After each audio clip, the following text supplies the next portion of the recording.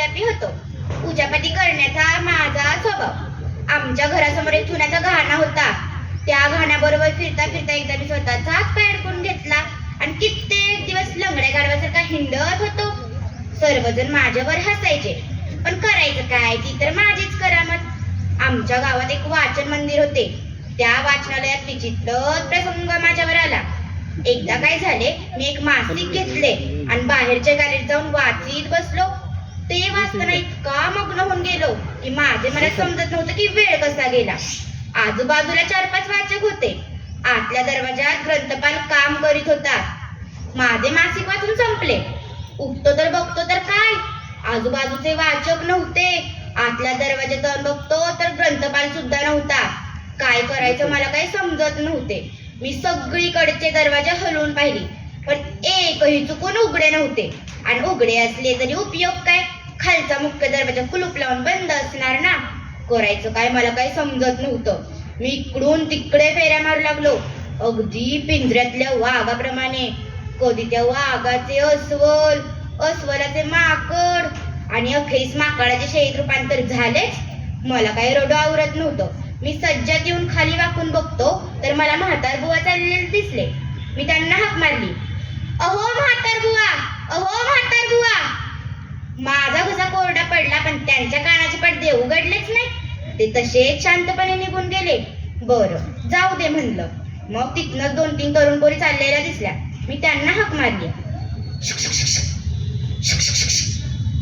एवढीच हाक मारली, त्या मला बघून पळतच सुटल्या. आता मी काही भूत दिसतो का ते मला बघून पळत सुटाय?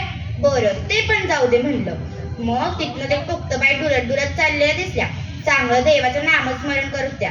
मी त्यांना म्हणालो, कुणाला तरी वर देऊ द्या आणि मला खाली उतरवा.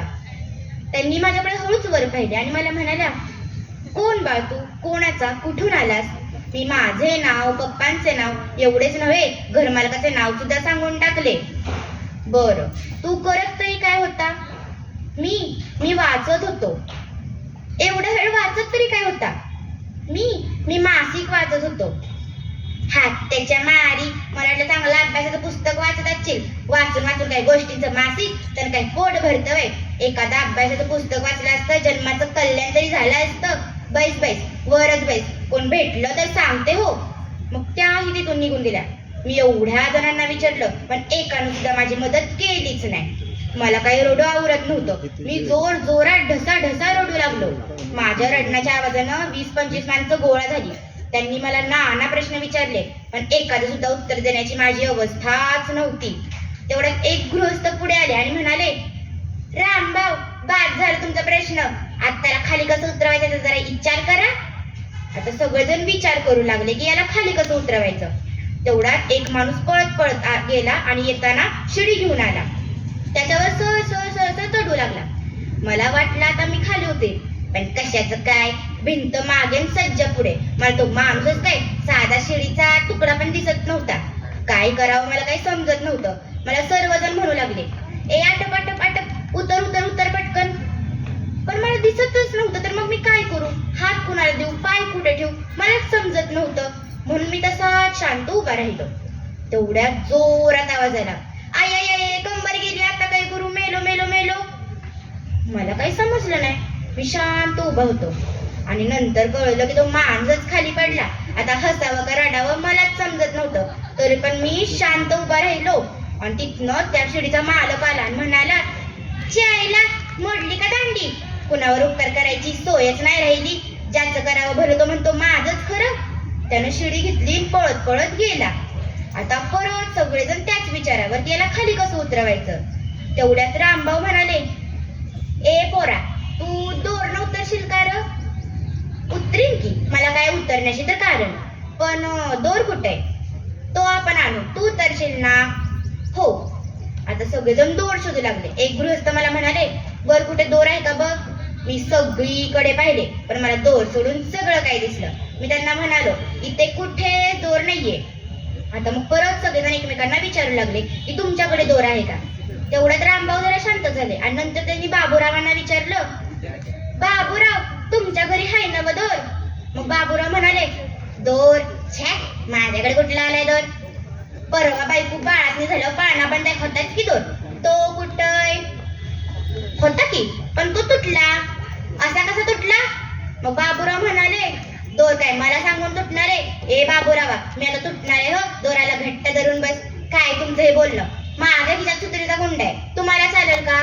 तेवढ्या तरा बाई आली म्हणाली, ओ मिस्टर, त्याला खाली उतरवायचे, त्याचं नरड नाही आवडायचं. आता इथं वादावादी सुरू झाली. बाबूराव मग म्हणाले, वर तोंड करून विचारल्यात कशाला? आता जोर जोरात भांडणं सुरू झाली. इतक्या जोरात वादावादी सुरू झाली की मीच विसरून गेलो की मी वर अडकलोय. आणि मग जरा दूर नजर करून पाहतो तर ग्रंथपाल पळत पळत येताना दिसला.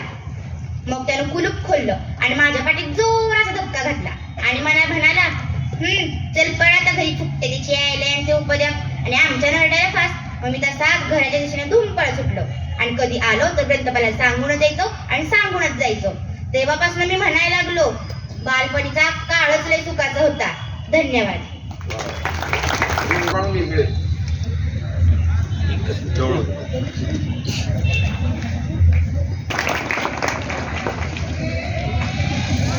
माझे नाव सन्मित सागर देशपांडे. आज मी जी कथा सांगणार आहे त्या कथेचे नाव आहे पावनखिंड. सिद्धी जोहरने आपल्या 35,000 एवढ्या प्रचंड सैन्यासह पन्हाळगडचा वेढा आणखीनच आवडला होता. महाराजांच्या गडावरची रसद, दारुगोळा संपत चालला होता. त्यात आषाढातल्या पावसाची रिपरिप काही थांबत नव्हती. वेढा तर असा मजबूत की एक मुंगी पण बाहेर जाऊ शकणार नाही. अशा या अवघड परिस्थितीमध्ये महाराजांसोबत होती जीवाभावाची, मोलाची, निष्ठावंत मंडळी, जसे की त्रिंबक भास्कर, हेबाजी गंगाधर पंत व भले भक्कम जिद्दी बाजीप्रभू देशपांडे आणि त्यांची निवडक फौज. त्या दरम्यान महाराजांच्या गुप्तहेरांनी गडावरून खाली उतरण्यासाठी एक नाजूक अशी वाट शोधून काढली आहे हे महाराजांना कळताच त्यांना खूप आनंद झाला. त्यांनी लगेचच सिद्धीला गाफील करायचे ठरवले. शरण येतोय असे आमिष दाखवून त्याचा परिणाम म्हणून सिद्धीने आपला वेढा किंचित शिथिल केला. स्वराज्य वाचवायचेच या उद्देशाने भरलेले 600 मावळे, खासे लोक, महाराज व बाजीप्रभू देशपांडे त्या गर्द रात्री चोर वाटेने बाहेर पडले. पन्हाळगडावरून विशाळगडावर जायचे त्यांचे ठरले. अंतर 20 कोस होते. चमचमणाऱ्या विजांच्या प्रकाशात देखील ते त्वरेने रस्ता शोधत पुढे जात होते. इथे पावसाची रिपरिप काही थांबत नव्हती. सिद्धीच्या फौजेमध्ये मोठा गोंधळ उडाला होता. सिद्धीला महाराजांच्या प्रखर बुद्धिमत्तेचा, चतुराईचा प्रत्यय आला होता. जो शरण आला होता तो खरा शिवाजी नसून शिवा काशीत होता. तक्षणी सिद्धी मसूदच्या घोडेस्वारांनी आपली फजिती लक्षात घेताच आपले घोडे महाराजांच्या मागे दामटले. महाराज व त्यांचे खासे लोक यांची वाढलेली चिंता पाहून बाजीप्रभू त्यांना म्हणाले, महाराज काही काळजी करू नका, या घोडखिंडीतच सर्व गनिमांना दाबून ठेवतो. एकाला पण पुढे येऊ देत नाही. तुम्ही व्हा पुढे. महाराज गहिवरले, पण काही पर्याय नव्हता. भावनेपेक्षा कर्तव्य श्रेष्ठ याची सर्वांनाच जाणीव झाली. झालं तर मग निम्मे मावळे महाराजांसोबत पुढे गेले व निम्मे मावळे बाजींसोबत खिंडीत दटून राहिले. बाजींनी आहे त्या सैन्याची खिंडीत योजनाबद्ध उभारणी केली. बाजींनी महाराजांना सर्वांच्या वतीने वचन दिले होते की जीवाची बाजी लावू, प्रयत्नांची पराकाष्ठा करू, गनिमाला एकही पाऊल पुढे येऊ देणार नाही व विशाळगडावरून तोफांचे बार ऐकल्याशिवाय आम्ही थांबणार नाही. काही वेळाने युद्धास सुरुवात झाली. खण खण असे तलवारींचे भीषण आवाज, मारा कापा अशा द्वेषपूर्ण घोषणांनी खिंड थरथर कापत होती. बाजींच्या डोळ्यात अंगार दिसत होता. गनीम म्हणजे शत्रू बाजींच्या तलवारी समोर, पट्ट्यासमोर टिकू शकत नव्हता. 50च्या वयातले बाजी व त्यांचे मावळे त्या खिंडीत पराक्रम गाजवत होते. बांदल सेना आपल्या चिवटपणाची, ताकदीची प्रत्येक क्षणी शत्रूला जाणीव करून देत होती. दम लागला तरी बाजी बसत नव्हते की विश्रांती घेत नव्हते. गजापूरची खिंड बाजींचा पराक्रम थक्क होऊन बघत होती. पराक्रमाची शर्थ झाली. महाराजांना गडावर पोहोचण्यासाठी तब्बल 21 तास लागले. तोपर्यंत रक्ताने लालबुंद झालेले बाजी खिंड लढवतच होते. बळ संपत आले होते तरी इच्छाशक्ती संपली नव्हती. तेवढ्यात विशाळगडावरून तोफांचे बार ऐकू आले. केवढा आनंद! महाराज गडावर पोहोचले. महाराज गडावर पोहोचले. इतक्यात एक मी घाव येऊन बाजींवर सपकन लागला व ती घोडखिंड पावन झाली. बाजींचे देहावसान झाले, पण आपले वचन पूर्ण करूनच धन्य ते महाराज, धन्य ते मावळे, धन्य ते शिवाकाशीद व बाजीप्रभू देशपांडे. हातात दोन समशेरी, झुंडीसा एकटा भारी, खिंडीत रोजी गनिमाला तो बाजी बेभान होऊन लढला. सांडुनी रक्ताचा सडा शिवराय पोहोचविले गडा, ती पावन झाली खिंड, तो पावन झाला कडा कडा. धन्यवाद. ओके. जय ससानी, इयत्ता 7वी, शाळा कमलाबाई जोशी केंजळ विद्यालय केंजळ. आज मी साने गुरुजी लिखित श्यामची आई या पुस्तकातील रात्र 6वी थोर अश्रू ही कथा आपणाला सांगणार आहे. लहानपणापासूनच दोन्ही वेळा स्नान करण्याची मला सवय लागली आहे. श्यामने सुरुवात केली. संध्याकाळी मी खेळावयास जात असे. छापा पाणी, लंगडी, धावणे, लपंडाव, लक्ष्मणबाई ताकदे, ढेरा फुटला मडके दे असे नाना प्रकारचे खेळ आम्ही खेळत असे. खेळ खेळून आलो म्हणजे मी अंघोळ करीत असे. आई मला पाणी तापवून ठेवत असे. आई गंगाळात पाणी आणून देई व माझे अंग चोळून वगैरे देई. दोन्ही वेळा स्नान करण्याची पद्धत फार चांगली. रात्री निजण्याच्या आधी आंघोळ झालेली असली तर शरीर स्वच्छ, निर्मळ व हलके वाटते. निजावयाच्या आधी आपण प्रार्थना म्हणतो. हे मनाचे स्नान. शरीर व मन स्वच्छ असली म्हणजे झोप कशी गाढ येते. एके दिवशी मी नेहमीप्रमाणे खेळून घरी आले. सदरा काढला, शेंडीला तेलाचे बोट लावले व धुंडीवर जाऊन बसलो. अंघोळीची एक मोठी धोंड होती. अंघोळीचे पाणी तोंडीच्या वेळी जात होते. संध्याकाळची अंघोळ तिला फारसे पाणी लागत नसे. आईने माझे अंग खसा खसा चोळून दिले. उरलेले पाणी मी अंगावर घेऊ लागलो. पाणी संपले व मी हाका मारू लागलो. आई, अंग पुस माझे. पाणी सारे संपले. थंडी वाजते मला. लवकर अंग पुस. मी ओरडू लागलो. आमच्या लहानपणी टॉवेल, पंचे आमच्या गावाला फार झाले नव्हते. वडील पुरुष मंडळी धोतर पिळून त्यालाच अंग पुशी. एखादे जुने मुलांचे अंग पुसण्यासाठी असत. संध्याकाळी आई आपल्या उच्चालाच माझे अंग पुशी. आई आली व तिने माझे अंग पुसले व म्हणाली, देवाची फुले काय? मी म्हटले, माझे तळवे ओले आहेत, त्यांना माती लागेल. माझे तळवे पुस. तळवे रे, ओले असले म्हणून काय झाले? कशाने पुसू ते? कशाने पुसू ते? आई म्हणाली, तुझी ओझे धुंडीवर पसर. त्यावर मी पाय ठेवीन. पाय नीट टिपून घेईन व मग उडी मारीन. मला नाही आवडत ओल्या पायाला माती लागलेली. पसर तुझा ओझा. मी घट्ट धरून म्हटले. हट्टी आहेस ओ श्याम. अगदी एक एक खूळ कोठून शिकून येतोस? कोणास ठाऊक. ठेवा पाय. आईने आपले ओझे धुंडीवर पसरले. मी माझे पाय त्यावर ठेवले. नीट टिपून घेतले व मग उडी मारली. आईचे लुगडे ओले झाले. त्याची मला पर्वा नव्हती. तिला थोडे ते त्या वेळेस बदलता येणार होते. परंतु मुलाच्या पायाला माती लागू नये त्याची हौस म्हणून आईने आपले लुगडे ओले करून घेतले. ती मुलासाठी काय करणार नाही, काय सोसणार नाही, काय देणार नाही. मी घरात गेले व देवाची फुले काढू लागलो. आई निरंजन घेऊन आली व म्हणाली, श्याम, पायाला घाण लागू नये म्हणून जपतोस ना, तसाच मनालाही घाण लागू नये म्हणून जप. हो, देवाला सांग शुद्ध बुद्धी दे म्हणून. गड्यांनो, किती गोड शब्द. आपली शरीरे व आपली कपडे यांना स्वच्छ राखण्यासाठी आपण किती जपतो. कपडे स्वच्छ राहावे म्हणून धोबी आहे. बूट स्वच्छ राहावे म्हणून बूटपुशा आहे. अंगाला लावायला चंदनी साबण आहे. शरीरास व कपड्यास मळ लागू नये म्हणून साऱ्यांचे प्रयत्न आहेत. परंतु मनाला स्वच्छ राखण्याबद्दल आपण किती जपतो. देवळाला रंग देतो, परंतु देवाची वास्तपुस्तही घेत नाही. मन मळले तर रडतो का कधी? आपले मन निर्मळ नाही म्हणून रडणारा भाग्यवान विरळा. ते थोर अश्रू या जगात दिसत नाहीत.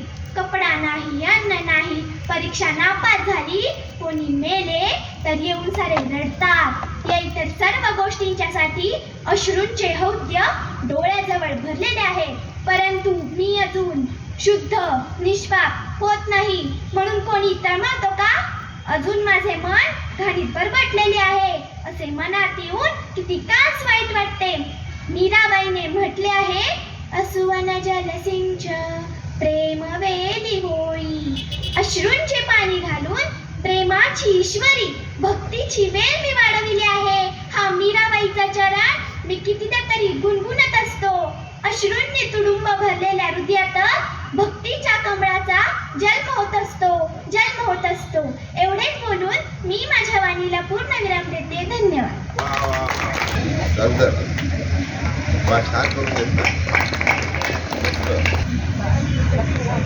क्षत्रिय कुलावतंस सिंहासनाधीश्वर महाराजाधिराज राजा शिवछत्रपती महाराज की नमस्कार. मी मानसी रवींद्र कांबळे, कन्या विद्यालय करंजी पेठ सातारा या शाळेची विद्यार्थिनी. इयत्ता 6वीत शिकते. सर्वप्रथम छत्रपती शिवाजी महाराज यांना वंदन करते आणि आपल्या सर्वांना नमस्कार करते. आज मी ते आपला अभिमान असणारे छत्रपती शिवाजी महाराज आणि त्यांचा धैर्यशील पराक्रमी मावळा शिवकाशी याची कथा सांगणार आहे. एक मावळा ज्याने स्वतःचं छत्रपतींसारखं दिसणं शस्त्र म्हणून वापरलं. शस्त्र म्हणून वापरलं. राजाच्या प्राणासाठी स्वतःचे प्राण दिले असा महान बलिदानी मावळा म्हणजे शिवकाशी. वीर शिवकाशी यांचा जन्म पन्हाळगडाच्या पायथ्याशी नेवापूर या गावामध्ये झाला. लाल मातीत कुस्ती खेळणे, दाटपट्टा चालवणे, गट चढणे उतरणे हा त्यांचा दिनक्रम असे. मजबूत बांधा, सरळ नाक, तेजस्वी नजर आणि शत्रूच्या पोटातून माहिती काढण्यात ते पटाईत होते. आणि त्याचं दुसरं वैशिष्ट्य माहितीये का तुम्हाला? अहो, त्यांचं दुसरं वैशिष्ट्य म्हणजे ते हुबेहूब शिवरायांसारखे दिसत होते. नुसतं दिसणंच नाही तर त्यांचे विचारही शिवरायांसारखेच होते.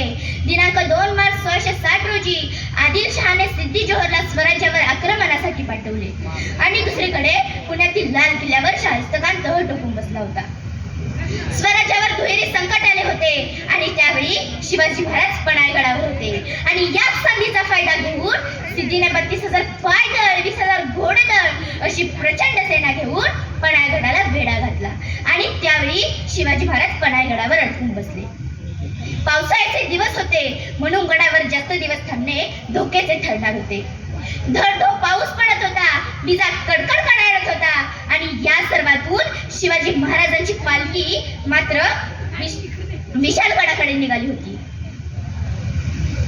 पन्हाळगडाहून विशाळगडाकडे जाण्याचे नियोजन शिवाजी महाराज आणि त्यांच्या सैन्यांनी केले आणि अखेर 12 जुलै 1660 आषाढी पौर्णिमेच्या रात्रीला पन्हाळगडावर 2 पालख्या सज्ज झाल्या.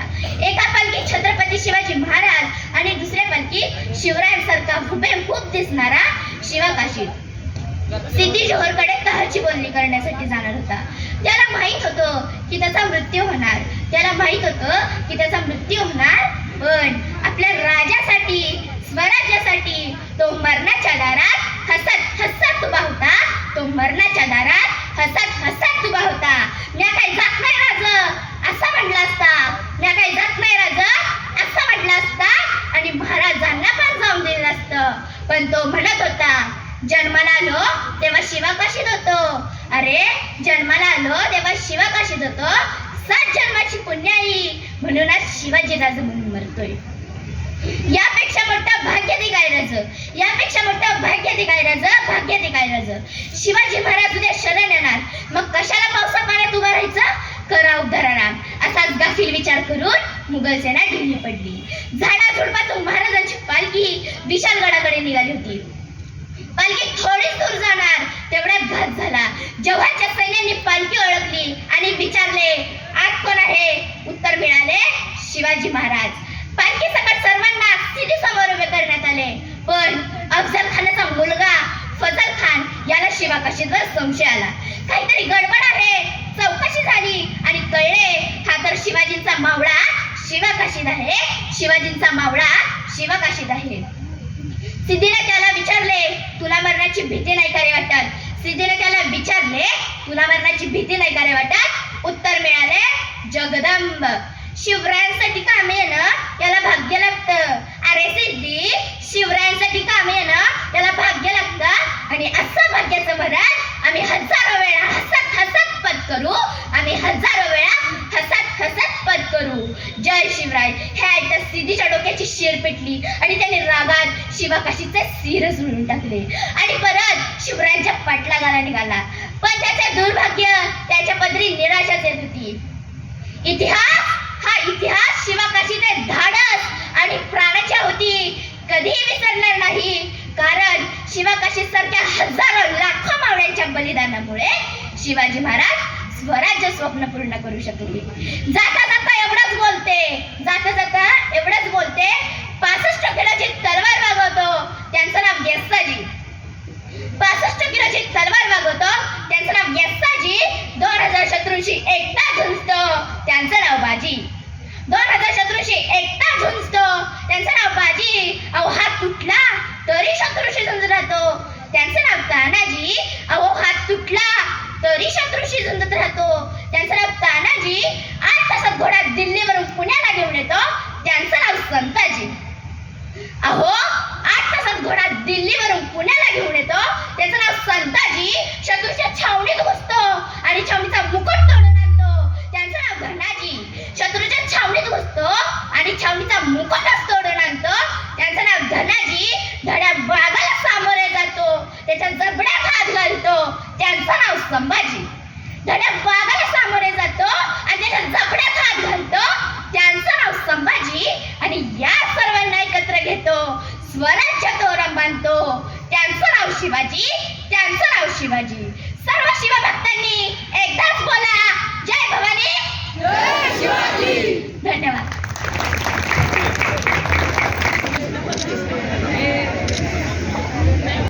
माझ्या शाळेचे नाव नगरपालिका शाळा क्रमांक 16 सातारा असे आहे. यूं ही नहीं मिलती राही को मंजिल, एक जुनून सा दिल में जगाना होता है. पूछा चिड़िया से कैसे बना आशियाना, बोली भरनी पड़ती है उड़ान बार बार, भरनी पड़ती है उड़ान बार बार, तिनका तिनका उठाना होता है, तिनका तिनका उठाना होता है. सन्माननीय व्यासपीठ, गुरुजन वर्ग, परीक्षकगण व स्पर्धक मित्रमैत्रिणींनो, आज मी तुम्हाला एक कथा सांगणार आहे. जिद्द, आत्मविश्वास, चिकाटी, मेहनत या सूत्रांद्वारे आपण कोणत्याही कठीण प्रसंगावर मात करू शकतो. जीवनात अशक्य असं काहीच नाही. आयुष्य प्रत्येक माणसाला वेगवेगळ्या पद्धतीनं आव्हान देत असतं. कुणी थकून भाकून मध्येच हार मानतात, तर कुणी त्या लढाईत त्या आव्हानांना पार करत दुःखाला आपल्या टाचेखाली ठेवून जेते बनतात. अशाच एका जेत्या मुलीची ही प्रेरणादायी कहाणी. तिचं नाव विल्मा रुडॉल्फ. पोलिओग्रस्त असलेल्या मुलीने ऑलिम्पिकमध्ये धावण्याच्या स्पर्धेत मेडल्स मिळवले आहेत. ऑलिम्पिक म्हणजे काय, तर जगातील उत्तमातील उत्तम खेळाडू आणि त्यांच्यात असणारी स्पर्धा. ही स्पर्धा जिंकणारा खेळाडू अर्थातच सर्वोत्तम मानला जातो. अशाच एका सर्वोत्तम खेळाडूंपैकी एक धावपटू म्हणजे विल्मा रुडॉल्फ. जन्माला आलेल्या क्षणापासून विल्माच्या नशिबात फक्त संघर्ष लिहिला होता. 23 जून 1940 रोजी विल्माचा जन्म टेनेसी इथे एका अतिशय गरीब कुटुंबात झाला. ही वेळेआधी जन्मलेली मुलगी प्रीमॅच्युअर बेबी. कृष्णवर्णीय असल्यामुळे विल्मा तिच्या आईला दवाखान्यात प्राथमिक सोयीही मिळाल्या नव्हत्या. लहानपणी विल्माला गोवर, गालगुंड आणि कांजिण्या झाल्या होत्या. हे कमी होतं की न्यूमोनियाही झाला, तोही 2दा. त्यावेळी आई जे काही घरगुती उपाय करायची त्यावरच विल्मा जगली. अखेरीस एकदा तिच्या डाव्या पायाला जरा बधीरपणा जाणू लागला. तसं तिला दवाखान्यात नेलं.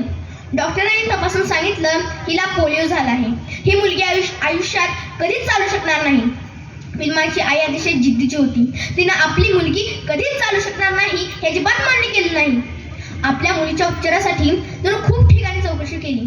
त्यात नॅशविल इथे असलेलं कृष्णवर्णीय लोकांचं मेडिकल कॉलेज तिला माहीत झालं. हे कॉलेज त्यांच्या क्लार्कविल गावापासून 50 मैल अंतरावर होतं. आठवड्यातून 2 वेळा ती विल्मा तिथे घेऊन जायची. अखेरीस 2 वर्षांच्या प्रयत्नानंतर विल्मा मेटल प्लेसच्या आधारे चालू लागली. आता केवळ आईच नव्हे तर विल्माच्या पाठीशी उभं होतं. वयाच्या अवघ्या 12व्या वर्षीच विल्मा कसल्याही आदराशिवाय चालू लागली. आता विल्माला ॲथलेटिक्सचे वेध लागले होते. तिला बास्केटबॉल खेळायचा होता. मोठ्या मुश्किलीने तिने त्यात भाग घेतला आणि एका सामन्यावेळी स्टेट कोच असलेल्या टेम्पलने तिला पाहिलं आणि हीच वेळ तिचं नशीब बदलून टाकण्यात ठरली. त्यांनी तिला उन्हाळी शिबिरातही यायला सांगितलं. तिथंच तिला धावण्याची आवड निर्माण झाली. तिच्या पायाला आधारासाठी बनलेली धातूची पट्टी काढून टाकल्यानंतर 2च वर्षांनंतर विल्मा धावली, तीही 1956 साली झालेल्या ऑलिम्पिकमध्ये. वयाच्या अवघ्या 16व्या वर्षीच विल्मानं ब्रॉन्झ पदक जिंकलं. 4 वर्षांनंतर रोममध्ये झालेल्या एका ऑलिम्पिकमध्ये तिनं भाग घेतला आणि 100 मीटर, 200 मीटर, 400 मीटर रिलेमध्ये सुवर्ण पदक मिळवले. अमेरिकेतील 3 सुवर्ण पदक मिळवणारी ही पहिली महिला ठरली. वयाच्या अवघ्या 22व्या वर्षीच विल्माने खेळातून निवृत्त होण्याचा निर्णय घेतला. त्यावेळी तिच्या नावावर तिने ऑलिम्पिकमध्ये 3दा जिंकलेल्या सुवर्ण पदकांचा विक्रम नोंदवला होता. 100 मीटर 11.2 सेकंदात, 200 मीटर 22.9 सेकंदात, 400 मीटर रिलेमध्ये 44.2 सेकंदात असा तिचा रेकॉर्ड होता. 1977 मध्ये फिल्म डॉल्फवर विल्मा हा चित्रपटही आला. इतकंच नव्हे तर पोस्टानं विल्माचं छायाचित्र असलेलं पोस्टाचं तिकीटही जारी केलं. 23 जून हा विल्मा दिवस म्हणून साजरा केला जातो. मित्रांनो, प्रतिकूल परिस्थितीचे संधीत रूपांतर करणाऱ्या या विल्माची ही कथा.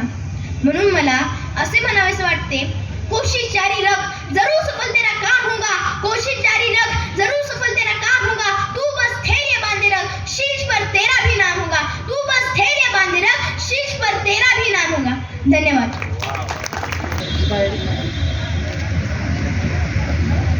अविनाश हगवणे. इथे जमलेला माझ्या सर्व छोटा मोठा बालमित्र मैत्रिणींनो, माननीय व्यासपीठ व पूज्य गुरुजन वर्ग या सर्वांना माझा सप्रेम नमस्कार. मी आज तुम्हाला साने गुरुजींनी चित्रित केलेल्या पुस्तकातील श्यामची आई या पुस्तकातील एक कथा सांगणार आहे. या कथेचे नाव आहे मुकी फुले. साने गुरुजींचे पूर्ण नाव पांडुरंग सदाशिव साने असे आहे. त्यांना घरामध्ये सर्वजण लाडाने श्याम असे म्हणत. श्याम आपल्या सवंगड्यांसोबत आईला देवासाठी फुले आणून देण्यास जात असे. प्रत्येकाच्या वाट्याला फार कमी फुले येत. एक दिवस श्याम ओसरेवर बसला होता. त्याच्या मनात विचारांचे खेळ चालले होते. तेवढ्यात त्याच्या मनात विचार आला, अरे, प्रत्येकाच्या वाट्याला फार कमी फुले येतात. प्रत्येकाच्या वाट्याला फार कमी फुले येतात. त्यापेक्षा मी एकटाच जाऊन फुले आणलेली बरे होईल ना? हो, असेच केलेले चांगले आहे. मग दुसऱ्या दिवशी श्याम फुले आणण्यास गेला. त्याच्यासोबत कोणीच नव्हते.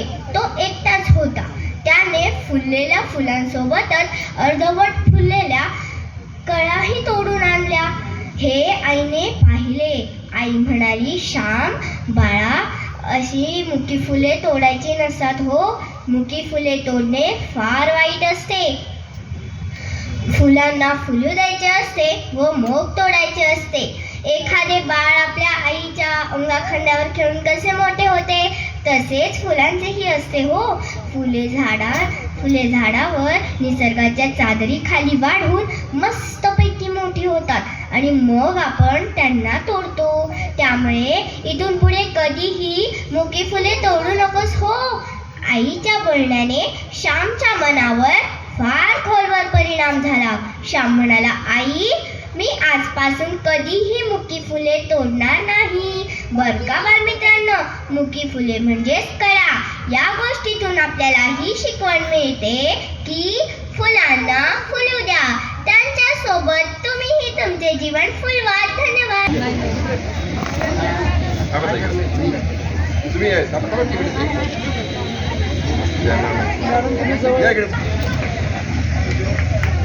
हातात होत्या कधी तर सगळ्यांच्याच मनगटात होती. तलवारी तर सगळ्यांच्याच हातात होत्या. ताकद तर सगळ्यांच्याच मनगटात होती. पण स्वराज्य घडवण्याची इच्छा फक्त छत्रपती शिवाजी महाराजांच्याच होती. छत्रपती शिवाजी महाराजांच्याच होती. असं म्हणतात की इतिहास घडवलेली माणसं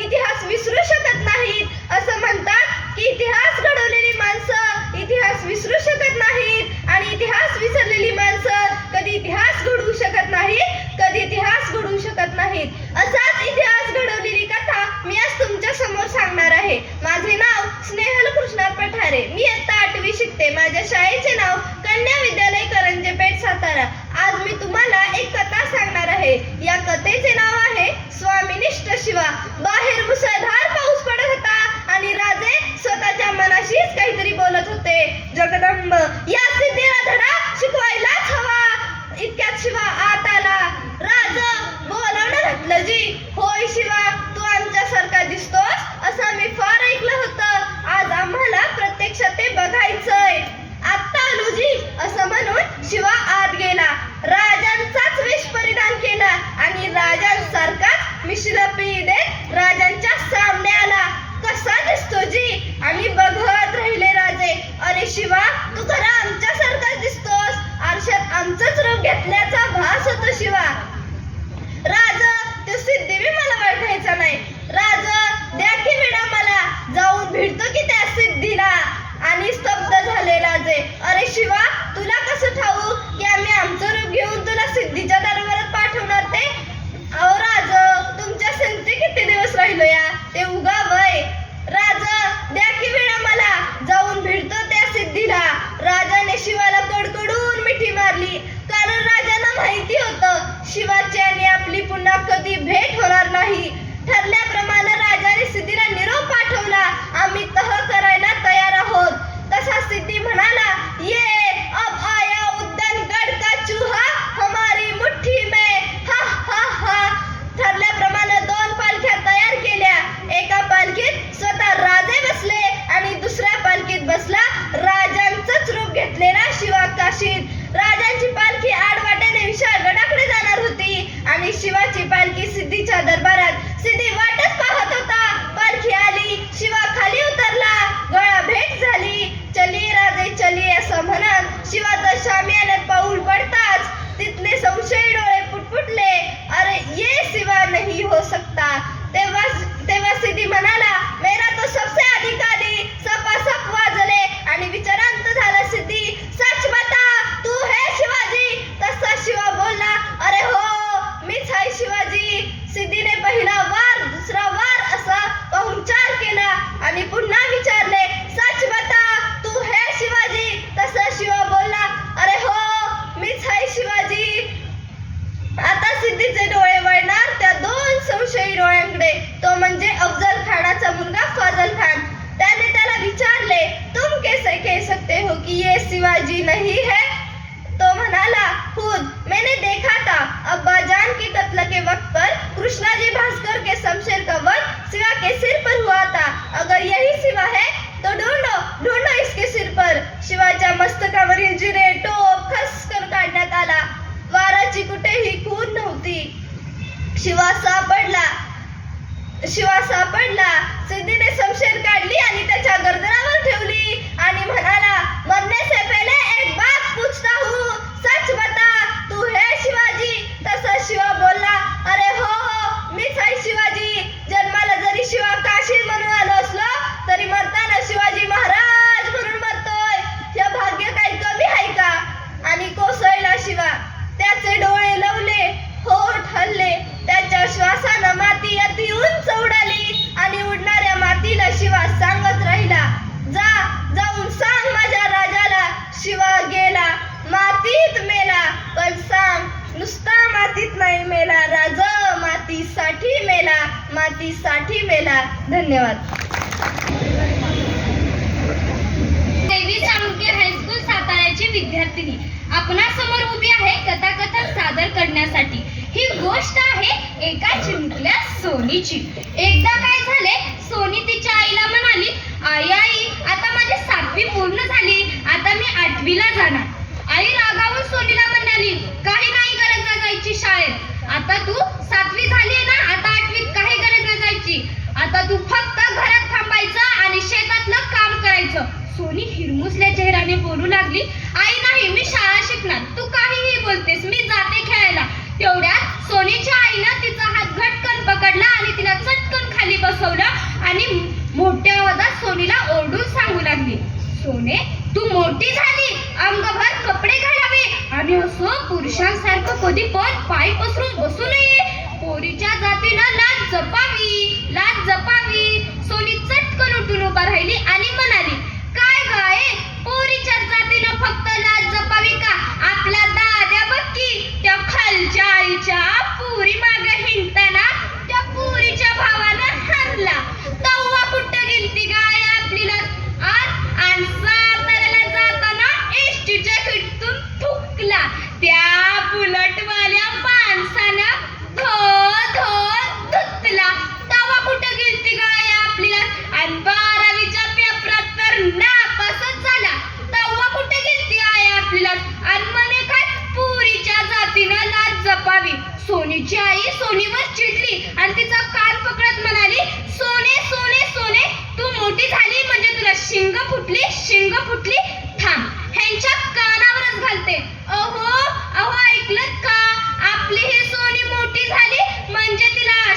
शिंगच फुटली? सोनी विचार करू लागली. मला शिंग फुटली म्हणजे नक्की मला काय झालं? हा, माझ्या फादरलाच विचारते. मग ती पळत पळत तिच्या बाबांकडे गेली आणि म्हणाली, फादर फादर शिंग कशा कशांना फुटतात? मग सोनीचे बाबा सांगू लागले, शिंग गाईला, म्हशीला, शेळीला आणि बैलाला. मग सोनी चटकन म्हणाली, आणि बाईला? अगं वेडी बेडी झालीस काय सोने? यू वर करेक्ट बाबा, मलाही तेच म्हणायचे. काय उगीच ही चेष्टा काय लावली? कुणी? आईनं आणि सगळ्यांनीच. ते म्हणतायत की सोनीला शिंग फुटली. मग बाबा म्हणाले सोनीला, अगं वेडे सोने, म्हणजे आता तू मोठी झाली. हे सोनी मोठी झाली, पण सोनी हिरमुसली. आणि ती म्हणाली, मी उगीच मोठी झाले, कारण की आमच्या गावात तर मोठं झाल्यावर शाळा शिकायला भेटत नाही ना. मग ती बाबांना हसत मुखत सांगू लागली, बाबा तुम्हाला माहिती आहे आमची शाळा खूप छान आहे. आमच्या शाळेत शिकवतात भारत माझा देश आहे, सारे भारतीय माझे बांधव आहे. आणि आपली आई म्हणते शेजारच्या मैत्रीणबरोबर मैत्रीण करू नको, का तर ती खालच्या जातीतील आहे त्यामुळे. आणि बाबा चंद्रावरून माणसं खाली आली तरी आई दर पौर्णिमेला चंद्राकडे बघून उपवास सोडते. आणि बाबा आमच्या शाळेत अजून एक शिकवतात, कधीही खोटं बोलू नये. अगं बरोबर तर शिकवतात तुझ्या शाळेत, असे सोनीला बाबा म्हणाले. मग सोनी म्हणाली, आणि बाबा ही आपली आई शेजारच्या काकू साखर मागायला आल्या की डब्यात असून सुद्धा संपली म्हणून सांगते. बघा मग किती खोटं बोलते. आणि आमच्या शाळेत अजून एक शिकवतात, व्यसन करणे हे शरीराला हानिकारक आहे. बरोबर तर शिकवतात की सोनी शाळेत. मग सोनी चटकन म्हणाली, आणि बाबा तुम्हीच तर दरवाजाची टाकून येता. मग काय झालं? सोनीचे बाबा चिडले आणि सोनीचा कान पकडत म्हणाले, थांब थांब सोनी, तू मोठी झाली म्हणजे तुला पंख फुटली, पंख फुटली. थांब, आजपासून तुला सांगतो तुझी शाळा बंद. सोनी थोडी थांबली आणि हिरमुसली, म्हणाली, शाळा बंद? माझं काही चुकलं का? प्रश्न विचारले ते. पोरीच्या जातीनं बोलू नये जादा. जरा प्रश्न विचारले तर शिक्षणावर गदा, जरा प्रश्न विचारले तर शिक्षणावर गदा. पण आमच्या शाळेतले शिक्षक बोलतात की मुला मुलींना प्रश्न पडलेच पाहिजे आणि त्या प्रश्नांची उत्तर देण्याची जबाबदारी मोठ्यांनी स्वीकारली पाहिजे. बरोबर आहे ना? मोठ्यांनी स्वीकारली पाहिजे ना. पण मला तर आता काहीच समजे नाही, कारण आई म्हणते शिंग फुटली, बाबा म्हणतात पंख फुटली, म्हणजे नक्की मला काय झाले? ह्या विचाराने सोनी तिच्या घराबाहेर आली आणि चालू लागली. तेवढ्यात काय झालं? एक पोरगा आला आणि म्हणतोय कसा सोनीला, हाय सोने, आपण भेटलो होतो तेव्हा. सोनी आश्चर्यचकित झाली आणि म्हणाले, अरे तेव्हा म्हणजे केव्हा? अगं तेव्हा नाही का? आणि सोनीचा हात त्यानं पकडला आणि म्हणतोय, चल सोनी आपण प्रेम करू, लग्न करू, मी पावभाजीचा वाडा लावीन. सोनी म्हणाली, अरे ह्याला काय म्हणतात? पावभाजी. मग सोनी त्या मुलाला म्हणाली, अरे पण आता सध्या तू कितवीत आहेस? मी 12वीत आहे, माझ्याकडे बाईक पण आहे, चल बस आपण फिरायला जाऊ. मग सोनी म्हणाली, पेट्रोलचा खर्च बाबा, कॉलेजचा खर्च बाबा, कपड्याचा खर्च बाबा, खाण्याचा खर्च बाबा. मग सोनी म्हणाली, आणि तू माझ्या बरोबर प्रेम करतोस हे सांगितलं का तुझ्या बाबांना? तो मुलगा म्हणतोय कसा, असलं कधी सांगायचं नसतं. मग काय करायचं असतं? ते तर हळुवारपणे स्वीकारायचं असतं. मग सोनी धाडसाने म्हणाली, अरे जी सांगायची लाज वाटते ना, लाज, ती गोष्ट करायची कशाला? मुलगा म्हणतोय प्रेमासाठी ग, प्रेमासाठी. मग सोनी म्हणाली, अरे बेड्या, ह्याला प्रेम नाही म्हणत, मग काय म्हणतात? ह्याला लपडं म्हणतात, लपडं. मग सोनी त्याला म्हणाली, इथून जा, इथून तू, नाहीतर मी पोलिसांना बोलवीन. Police police. मग तो मुलगा पोलिसाचं नाव ऐकताच पळून गेला. मग सोनी स्वतःशीच बोलू लागली, आलाय खोटा माझ्याशी प्रेम करायला आणि फक्त पोलिसांचं नाव घेताच पळून गेला. ह्या विचाराने ती घरात गेली. तेवढ्यात तिला चक्कर आली आणि शेजारच्या काकू सोनीच्या आई पशी आल्या आणि म्हणाल्या, अहो काकू, तुमची ही पोरगी माझ्या घराकडून जाताना मैत्रीणपशी कमी आणि मित्रांपशी जास्त दिसते बघा. मग सोनी डोळे चोळत चोळत उठली आणि म्हणाली, अहो काकू, मी दमले आणि पडले. लगेच तुमच्या चर्चा सुरू. आणि काय हो काकू, तुमचा पोरगा 12वीत नापास झालाय तरी त्या पुरी मागं हिंडतोय आणि बापाचे पैसे उडवतोय. त्याला म्हणा निदान आतली चड्डी घेण्या एवढे तरी पैसे गमा आलाय माझी शिकवण काढायला. आणि काकू, वळण कधी सरळ नसतं हो, ते तर वाकडच असतं ना, कुत्र्याच्या शिफ्टीसारखं. कारण कुत्र्याची शिफ्टी नळीत घातली तरी ती वाकडीच राहते. ह्या विचाराने त्या काकू म्हणाल्या, बाई बाई बाई, वहिनी, तुमच्या पोरीला तुम्ही काही वळणच दिलं नाही. मग सोनी बसायला गेली तर तिची आई म्हणते, बसू नको, उठू नको, हसू नको, रडू नको. मग सोनी चिडली आणि म्हणाली, अरे यार, सगळंच नको तर हवं काय? मग श्वास घेण्यासाठी एकतरी उपाय सांगा. हा, शाळा नाही सुटली, पाटी नाही फुटली, नव्या नव्या बहाराची लॉटलीच फुटली, या साऱ्यांची बेरीज सोनीला शिंग फुटली, सोनीला पंख फुटली. आई म्हणे, सोनी तुला शिंग फुटली, बाबा म्हणे, सोनी तुला पंख फुटली. मग सोनी म्हणू लागली, अहो गावकरी मंडळींनो, आमच्या गावात असंच आहे. ही पोरगी मोठी झाली, छ छ छळ. ही पोरगी मोठी झाली, छ छ छळ. आणि हा पोरगा मोठा झाला, या बापाला नाही कळलं. आणि हा पोरगा मोठा झाला, या बापाला नाही कळलं. अरे असा गुन्ही पोरगा, असा गुन्ही पोरगा शोधून नाही सापडायचा. आणि कर्तृत्वाचा सूर्य हा कधीच नाही मावळायचा, कधीच नाही मावळायचा. आणि सोनीचं शेवटचं वाक्य काय माहितीये मित्रांनो? ती म्हणाली की काहीही झालं तरी माझा हक्क आहे शिक्षणाचा, म्हणून मी शिकणार, मोठी होणार आणि एक चांगला समाजसेविका होणार. धन्यवाद. यानंतर शौर्या निलेश. शौर्या निलेश फाळके. मी इयत्ता 9वी कन्या शाळा सातारामध्ये शिकत आहे आणि आज मी तुम्हाला युवराज्ञी येसूबाई यांची कथा कथन करणार आहे. स्वराज्याची युवराज्ञी येसूबाई होती. स्वराज्यासाठी झटली ती येसूबाई होती. स्वराज्यासाठी झटली ती येसूबाई होती. श्री सखी राज्ञी जयती ती येसूबाई होती. अशाच या युवराज्ञी संभाजीराजे भोसले अशा या येसूबाईंची कथा आज मी तुमच्या समोर सादर करणार आहे. छत्रपती शिवाजी महाराज हे नेहमी अनेक मोहिमेवर जात असत. अशातच ते एकदा शृंगारपूरचे आपले सरदार पिलाजी शिर्के यांच्या घरी गेले. तिथे पिलाजी शिर्के यांची कन्या राजाऊ यांच्याशी भेटले. इतक्या लहान वयातच राजाऊ एवढ्या हुशार आणि तल्लख बुद्धीच्या होत्या हे पाहून महाराज थक्क झाले व पिलाजी शिर्केंना म्हणाले, सरदार शिर्के, तुमच्या त्या छोट्या राजाऊंना घेऊन तुम्ही एकदा रायगडावर या. तेव्हा शिर्के म्हणाले, जशी आपली आज्ञा महाराज. महाराज जेव्हा रायगडावर गेले तेव्हा आऊसाहेबांशी बोलत असताना ते आऊसाहेबांना म्हणाले, आऊसाहेब, आपले शृंगारपूरचे सरदार पिलाजी शिर्के यांची कन्या राजाऊ या फारच हुशार आहेत. त्यांची ही हुशारी पाहून आम्ही अगदी प्रसन्न झालो. तेव्हा आऊसाहेब महाराजांना म्हणाल्या, शिवबा, या मुलीचे कौतुक करताना आपण जराही थांबत नाही. मग मलाही या छोट्या राजाऊंना भेटायचंच आहे. तुम्ही ताबडतोब निरोप हा शिर्केंना सांगावा. जशी ही बातमी पिलाजी शिर्के यांना समजली तेव्हा त्यांना खूप आनंद झाला व ते राजाऊंना जवळ घेऊन म्हणाले, बाळ राजाऊ, तुम्हाला आऊसाहेबांनी भेटायला रायगडावर बोलवले आहे. तेव्हा राजाऊंना खूप आनंद झाला. क्षणाचाही विलंब न करता त्या जाण्याच्या तयारीला निघाल्या व सरदार शिर्के व राजाऊ हे रायगडावर दाखल झाले.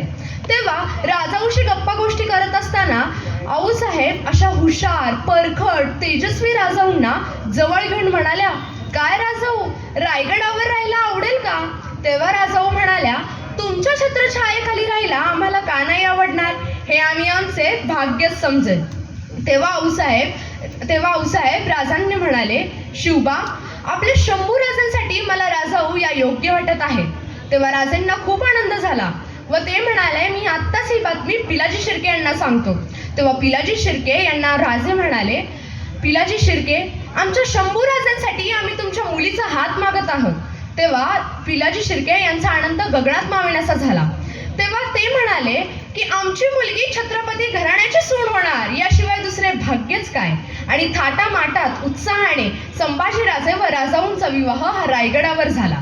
आणि अशा या राजाऊची झाली येसू, आणि याच येसूची झाली युवराज्ञी येसूबाई संभाजीराजे भोसले. आणि यानंतर खऱ्या अर्थाने सुरू झालं ते म्हणजे येसूबाईंचे संभाजीराजांसोबतचे स्वराज्य उभारणीचे यज्ञ. स्वराज्य हिताची धडपड पाहत असताना शिवाजी महाराजांनी एक खूप मोठा निर्णय घेतला. शिक्के कट्यारीचा मान हा येसूबाईंना दिला. आणि येसूबाईंना विचारले, काय येसूबाई, यावर तुमचे मत काय आहे? तेव्हा त्यांचे डोळे पाणावले, कारण हा मान आधी आऊसाहेबांकडे होता. त्या म्हणाल्या की आबासाहेब, तुम्ही आमच्यावर दाखवलेला हा विश्वास आम्ही नक्कीच सार्थ करून दाखवू. असाच काही काळ लोटल्यानंतर स्वराज्यावर खूप मोठे संकट आले. संभाजी महाराजांना अटक झाली. तेव्हा त्यांच्या सुटकेसाठी येसूबाईंनी खूप प्रयत्न केले, पण शेवटी घडायला नको तेच घडले. संभाजी महाराजांचा मृत्यू झाला. स्वराज्यावर दुःखाचा डोंगर कोसळला. अशा परिस्थितीतही येसूबाईंच्या पायाखालची जमीन सरकली होती, पण त्यांनी आपले सर्व दुःख बाजूला सारून फक्त आणि फक्त छत्रपतींच्या गादीचा विचार केला आणि आपल्या दिरास म्हणजेच राजाराम राजेस गादीवर बसण्यास सांगितले. तेव्हा राजाराम राजे म्हणाले, शाहू राजे असताना आम्ही कसे गादीवर बसू? तेव्हा येसूबाई म्हणाल्या, शाहू राजा अजून लहान आहे.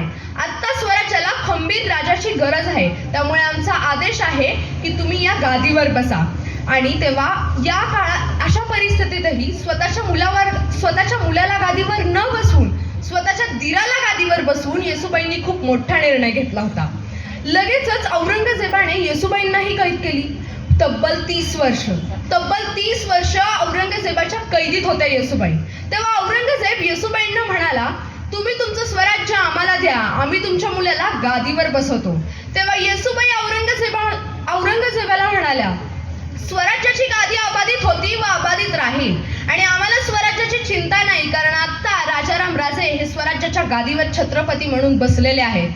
आणि हे ऐकताच आणि असंच काही झाल्यानंतर जेव्हा येसूबाईंची 30 वर्षानंतर सुटका झाली, तेव्हा त्यांचं आपल्याच या साताऱ्यात भव्य दिव्य आगमन झाले. ही खरंच आपल्यासाठी खूप अभिमानाची गोष्ट आहे, कारण त्या काळात काही काळासाठी येसूबाईंनी आपल्या सातारची गादी चालवली होती. अशा या खणकर, धाडसी आणि रणरागिणी येसूबाईंसाठी आपण सर्वांनी मानाचा मुजरा द्यायलाच पाहिजे. आणि शेवटी मनापासून एवढंच सांगेन, होतीस तू एक तेजस्वी ज्योती, जपली स्वराज्याशी नाती. होतीस तू एक तेजस्वी ज्योती, जपली स्वराज्याशी नाती. कुलमुक्त्यारपद होते तुझ्या हाती, तू होतीस श्री सखी राज्ञी जयती. कुलमुक्त्यारपद होते तुझ्या हाती, तू होतीस श्री सखी राज्ञी जयती. अखंड वळत राहणार तुझी आरती, अखंड तुझ्यासाठी आसवे गळती, अखंड तुझ्यासाठी आसवे गळती. धन्यवाद.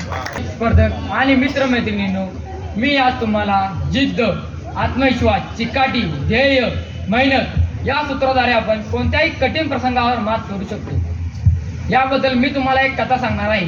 माझ्या कथेचे नाव आहे जिद्द. ही गोष्ट आहे एका अपार मेहनतीची, ही गोष्ट आहे एका अपार कष्टाची, ही गोष्ट आहे एका जिद्दीची, ही गोष्ट आहे जगातील सर्वात वेगवान धावपट्टू विल्मा रुडॉल्फची. मित्रांनो, विल्मा रुडॉल्फ हिचा जन्म अमेरिकेतील एका कुटुंबात झाला. वयाच्या 4व्या वर्षी निमोनिया आणि स्कॉर्लेट ज्वराने तिच्या दोन्ही फुफ्फुसावर हल्ला चढवला. एकाच वेळी दोन्ही आजार करणे म्हणजे मृत्यूला निमंत्रण होते. पोलिओ होऊन ती पांगळी झाली. आजारासाठी डॉक्टरांनी तिच्या पायाला ब्रेस लावला आणि सांगितले की ती पुन्हा कधीही चालू शकणार नाही आणि कधीही जमिनीवर पाऊल ठेवू शकणार नाही. हे सर्व ऐकताच विल्माच्या आईच्या पायाखाली जमीन सरकली. सर्व संपली. डोळ्यासमोर प्रचंड असा अंधार दाटून आला होता. पण क्षणातच विल्माच्या आईने स्वतःला सावरली. एक रस्ता बंद होता, काय न बरं कोसळे. एक रस्ता बंद होता, काय न बरं कोसळे. बळ पंखात आहे, विश्व तुझला मोकळे. बळ पंखात आहे, विश्व तुझला मोकळे. हा एकच विचार विल्माच्या आईच्या मनात आला आणि दुसऱ्या क्षणी मी विल्माला असं घडवणार की विल्मा स्वतःच्या पायावर उठून उभी राहीलच, पण ती धावेलाही. हा विचार कृतीच्या दिशेने पुढे यायला लागला. विल्माची आई तिला प्रोत्साहन देत राहिली. विल्मा तिच्या आईला सांगते की मला जगातील सर्वात वेगवान धावपट्टू बनायचे आहे. वयाच्या 9व्या वर्षी डॉक्टरांचा सल्ला दडकावून तिने आपल्या आजाराचे भूत काढून टाकले. ती पुन्हा कधीही जमिनीवर पाऊल ठेवू शकणार नाही असं तिला डॉक्टरांनाही सांगितले होते. पण तिने आपले पहिले पाऊल टाकले. वयाच्या 13व्या वर्षी धावण्याच्या स्पर्धेत भाग घेतला. अगदी मागे मागे राहत ती शेवटी आली, पण ती पहिल्या, दुसऱ्या, तिसऱ्या स्पर्धेमध्ये भाग घेतच राहिली. असं करता करता एक दिवस ती पहिली आली व वयाच्या 15 वर्षी टेनेसी स्टेट युनिव्हर्सिटी तेथे गेली. तेथे तिला अँड टॅबल या नावाचे प्रशिक्षक भेटले. ती त्यांना म्हणाली की मला जगाचे सर्वात वेगवान धावपटू बनायचे आहे. टॅम्पल म्हणाले, जर तुझी अशी जिद्द असेल तर तुला कोणीही थांबवू शकणार नाही. मी तुझी मदत करेन.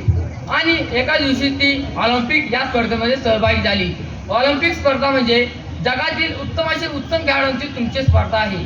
जुत्या हे नावाच्या धावपटू बरोबर विल्माची स्पर्धा होती. जुत्या ही आतापर्यंत कधीही पराभूत झाली नव्हती. विल्माची शर्यत 100 मीटर, 200 मीटर व रिलेची 400 मीटरची शर्यत होती. विल्माने 100 व 200 मीटर मध्ये जुत्या हेला पराभूत करून 2 सुवर्ण पदक जिंकली. त्यानंतर 400 मीटर धावणे पुन्हा एकदा विल्माची जुत्याची गाठ होती. रिलेमध्ये जो सर्वात वेगवान धावपटू असतो तो शेवटच्या टप्प्यात जातो. दोघीही आपापल्या संघाच्या आधारस्तंभ होत्या. पहिल्या 3 धावपटू व्यवस्थित धावल्या व त्यांनी व्यवस्थित बॅट्सला लावल्या, पण मात्र विल्माच्या वेळी विल्माच्या हातातून बॅट्स खाली पडलं. तिने दुसऱ्या टोकाला पाहिलं तर जुत्या हेही वेग धरत आहे. तिने तसंच बॅट्स उचललं व ती अत्यंतिक यंत्रवत वेगाने धावली व तिने तिसऱ्यांदा जुत्या हेला पराभूत केला आणि तिसरं सुवर्णपदक पटकावलं आणि इतिहास घडवला. पोलिओने अपंग असलेली विल्मा 1960 सालची ऑलिम्पिक स्पर्धेमध्ये सर्वात वेगवान धावपटू झाली. मित्रांनो, विल्माची ही कथा आपल्याला केवढा मोठा धडा शिकवते. समस्या कितीही मोठी असली तरी आपल्याला त्यावर यश मिळवता येते. जय श्रीराम.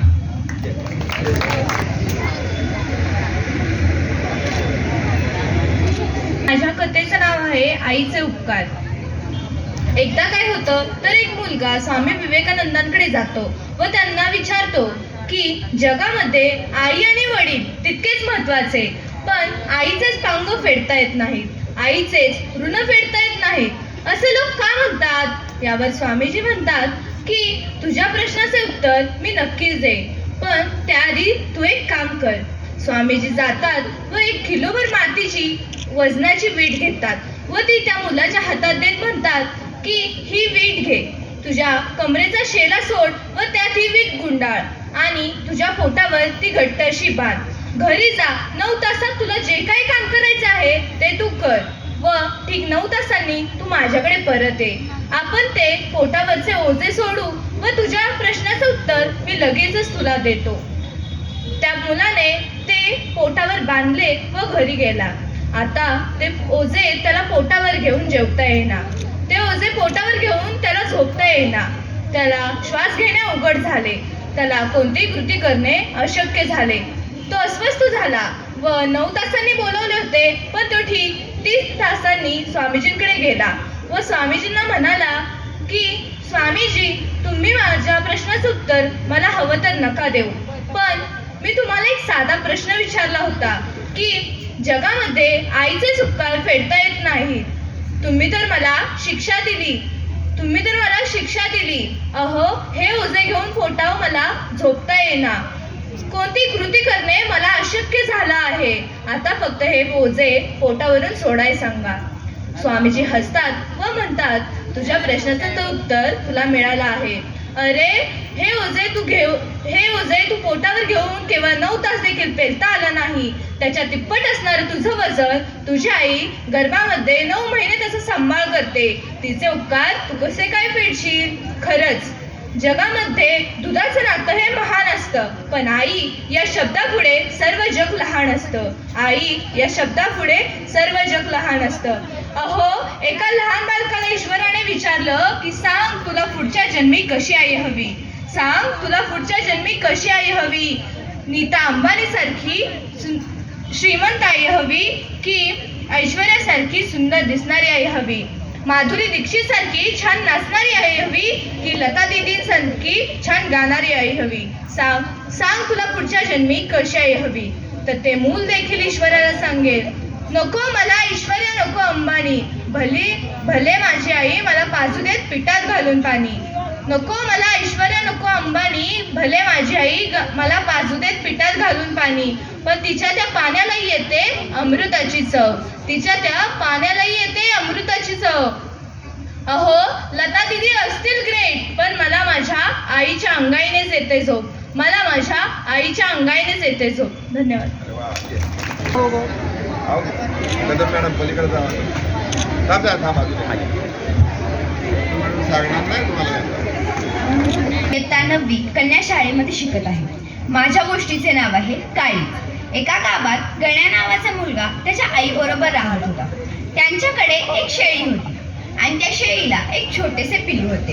गण्याने त्या पिल्लाचे नाव हरण्या असे ठेवले होते. गण्याचे हरण्यावर जीवापाड प्रेम होते. तो हरण्याला खूप सांभाळायचा.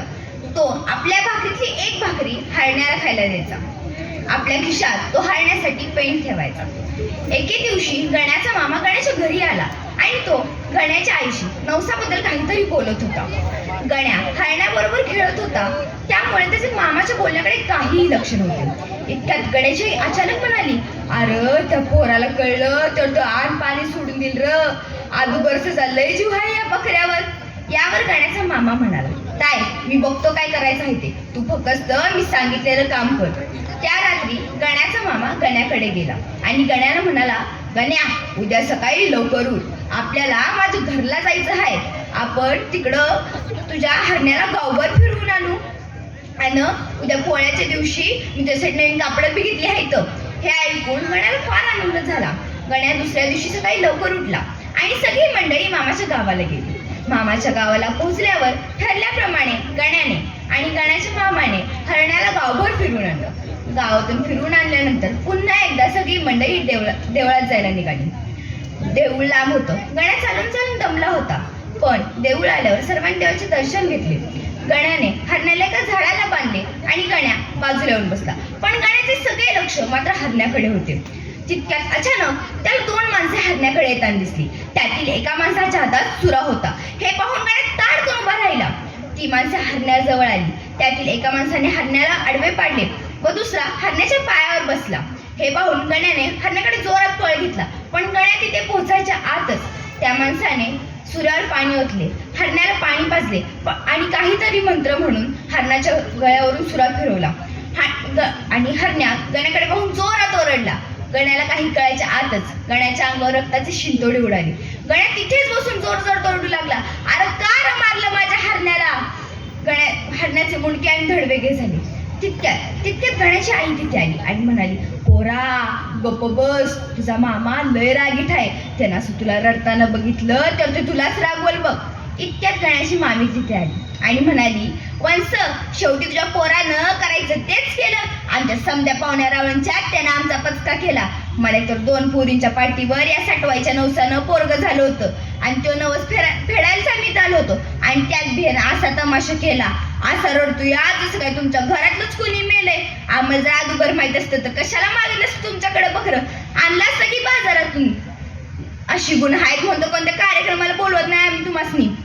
गण्याची मामी गण्याच्या आईला फाड बोलत होती, पण गण्याची आई मात्र मान खाली घालून हे सगळं निमूटपणे ऐकून घेत होती. इकडे मटण शिजलं, देवीला नैवेद्य दाखवला, माणसांची जेवणं उरकली. त्यातील 4-5 माणसं गण्याजवळ पान सुपारी खायला येऊन बसली. त्यातील एक जण म्हणाला, अरे बाबा पोरानं बकरं लय भारी सांभाळलं होतं, पाठीभर तर नुसतं मांदच पडलं आणि कालवण तर काय झकास झालं होतं. तितक्यात गण्याचा मामा तिथे आला आणि गण्याचा मामा गण्याला म्हणाला, पोरा झालं गेलं विसरून जा, मी त्यासाठी नवीन कापडं आणली आहे तर ती घाल आणि हे बघ मी त्यासाठी ताटात काय आणले. गण्याने ताटात पाहिले तर ताटात 2 भाकरी आणि हरण्याचं कापलेलं काळज होतं. गण्याला काहीच कळत नव्हतं. गण्या कितीतरी वेळ त्या काळजाकडे तसाच बघत बसला, कारण गण्याला कळतच नव्हतं की ते काहीच हरण्याचं आहे की त्याचंच. त्या दिवशी गण्या आणि गण्याची आई उपाशीच घरी परत आली. घरी परत आल्यावर गण्याने ते नवीन कपडे चुलीत फेकून दिले. सकाळी जाताना गण्याने शेळीसमोर गवत ठेवले होते. शेळीने एक गवताची काडी देखील खाल्ली नव्हती. जसे तिने गण्याला बघितले ती जोर जोर ओरडू लागली. गण्याने शेळीकडे पाहिले.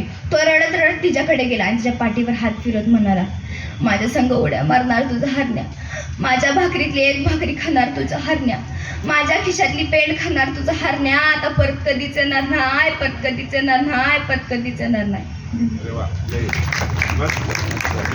नमस्कार, मी हिंदवी. माझ्या कथेचा विषय आहे मूर्खांचा बाजार, मूर्खांचा बाजार. या कथेचे लेखक आहेत प्र. के. अत्रे. एक तरुण शेतकरी होता. त्याचे नुकतंच लग्न झालं होतं. त्याला आईबाप होते. ते सारे गावात राहत. एके दिवशी काय झालं, नवरा सासू सासरे हे सर्वजण शेतात गेले आणि त्याची बायको स्वयंपाक करत असतानाच कोपऱ्यातल्या शिमक्यावरचा भोपळा तुटून खाली पडला आणि त्याचे 3 तुकडे झाले. बायको मनात कुटकुटली, हेच जर मला पोर असतं आणि ते तिथे खेळत असतं तर तो भोपळा पडून ते खात्रीने मेले नसते का? हा विचार तिच्या मनात येताच ती गडबड लोळत आणि जोर जोराने रडू लागली. 12 वाजले तरी आपली सुनबाई आली कशी नाही या विचाराने सासूबाई म्हणाली, मी गावात जाऊन बघून आले, सुनबाई आली कशी नाही ते. सासूबाई घरी जाऊन स्वयंपाकघरात पाहते तर काय, सुनबाई गडबड लोळण घालत आणि मोठमोठ्याने रडत आहे. सासूबाईने सुनबाईला विचार, काय झालं, का रडतेस? सुनबाई रडत रडत म्हणाली, अहो सासूबाई, कोपऱ्यातले शिमके तुटून भोपळा खाली पडला. हेच जर मला पोर असतं आणि ते तिथे खेळत असतं तर तो भोपळा पडून ते खात्रीने मेले नसते का?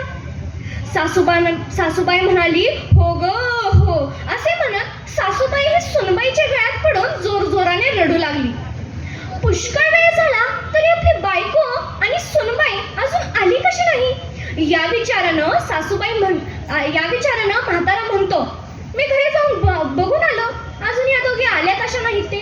सासरा घरी जातो, स्वयंपाकघरात जाऊन पाहतो तर काय, ह्या दोघी एकमेकींच्या गळ्यात पडून जोर जोरात रडत आहेत. त्याने विचारलं, काय झालं, का रडताय? म्हातारी म्हणाली, अहो कारभारी, कोपऱ्यातले शिमके तुटून भोपळा खाली पडला. हे जर आपल्या सुनबाईला पोर असतं आणि ते तिथे खेळत असतं तर तो भोपळा पडून ते खात्रीने मेले नसतं का हो? सासरा म्हणाला, हो ग हो. असे म्हणत सासराही गळा काढून जोर जोरात रडू लागला. तिकडे आपला मुलगा शेतावर वाट पाहत कंटाळून गेला. तो म्हणाला, माझ्या बायकोच्या शोधाला आई गेली, ती पण आली नाही, आणि त्या दोघींच्या शोधाला बाप गेला, तो तर आलाच नाही. मीच घरी जाऊन बघतो. तो घरी आला आणि स्वयंपाकघरात जाऊन पाहतो तर काय, आपली आई, बायको आणि बाप जोर जोरात रडत आहेत. त्याने विचारलं, काय झालं, काय रडताय वेड्यासारखं? सासरा म्हणाला, अरे पोरा, अरे कोपऱ्यातले शिमके तुटून भोपळा खाली पडला. हेच जर तुला पोर असतं आणि ते तिथे खेळत असतं तर तो भोपळा पडून ते खात्रीने मेलं नसतं का? मुलगा म्हणाला, मला अजून पोर झाले नाही. अहो, मला पोर अजून झाले नाही आणि असा विचार करून तुम्ही रडत काय बसला आहात? मुलगा म्हणाला, आता मी ह्या घरात एक क्षणही थांबणार नाही. मला जगात जास्त जर मूर्ख माणसं आढळली तरच मी ह्या घरात परत येईन. असं म्हणत तो घराबाहेर पडला. वाट फुटेल तिकडे तो जाऊ लागला. जाता जाता त्याला एक घर दिसलं. त्या घराच्या समोरच एक माणूस उभा होता. तो माणूस गाईला खांद्यावर उचलण्याचा प्रयत्न करत होता. त्याने विचारलं, अरे बाबा, तू हे काय करतोयस? तो माणूस म्हणाला, मी गाईला खांद्यावर उचलतोय, माझ्या घरावर पुष्कळसं गवत आलंय ते खाण्यासाठी. तो मुलगा मनातल्या मनात हसला आणि म्हणाला, हा माझ्या घरातल्यांपेक्षा मूर्ख माणूस दिसतोय. तो पुढे जातो.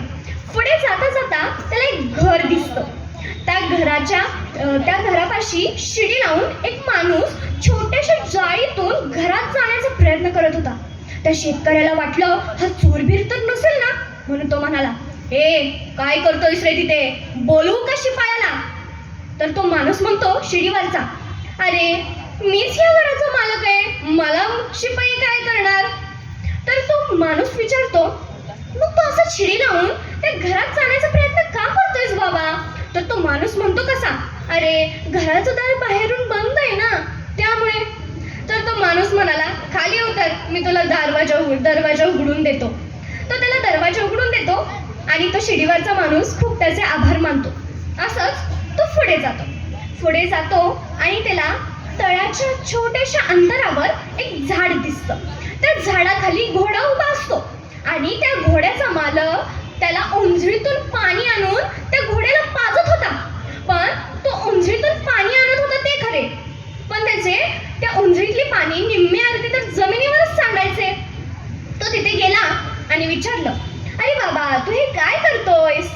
तर तो माणूस म्हणाला, अरे मी माझ्या घोड्याला ओंजळीतून पाणी आणून पाजतोय. तर तो शेतकरी माणूस मनातल्या मनात म्हणाला, हा तिसरा मूर्ख भेटला असं म्हणत तो पुढे जातो आणि एका नदीकाठी अशी खूप सारे कोळी त्याला बसलेले रडत असलेली दिसतात. तो तिथे जातो आणि विचारतो, काय झालं, तुम्ही का रडताय? तर तो माणूस, त्यातला एक माणूस म्हणतो, अहो आम्ही सर्वजण इथे मासे पकडण्यासाठी आलो होतो, पण आमच्यातलाच एक कोळी पाण्यात डुबून मेला. तो विचारतो, तुम्ही किती जणी होता? तर त्यातला एक कोळी म्हणतो, आम्ही 10 जणी होतो. मग तो शेतकरी मनातल्या मनात म्हणाला, हे सर्वजण आहेत तर 10 जण, पण प्रत्येक कोळी स्वतःला सोडून दुसऱ्यांनाच मोजत आहे, म्हणून तर ते 10 जणी आहेत, म्हणून तर ते 9 जणी आहेत ना. त्याला विश्वास पटला की आपल्या घरातल्यांपेक्षा हे जगात खूप मूर्ख माणसं आहेत. असे म्हणत तो त्याच्या घरी परत आला. धन्यवाद.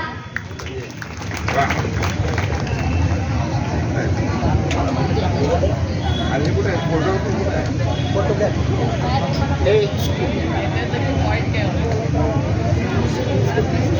सर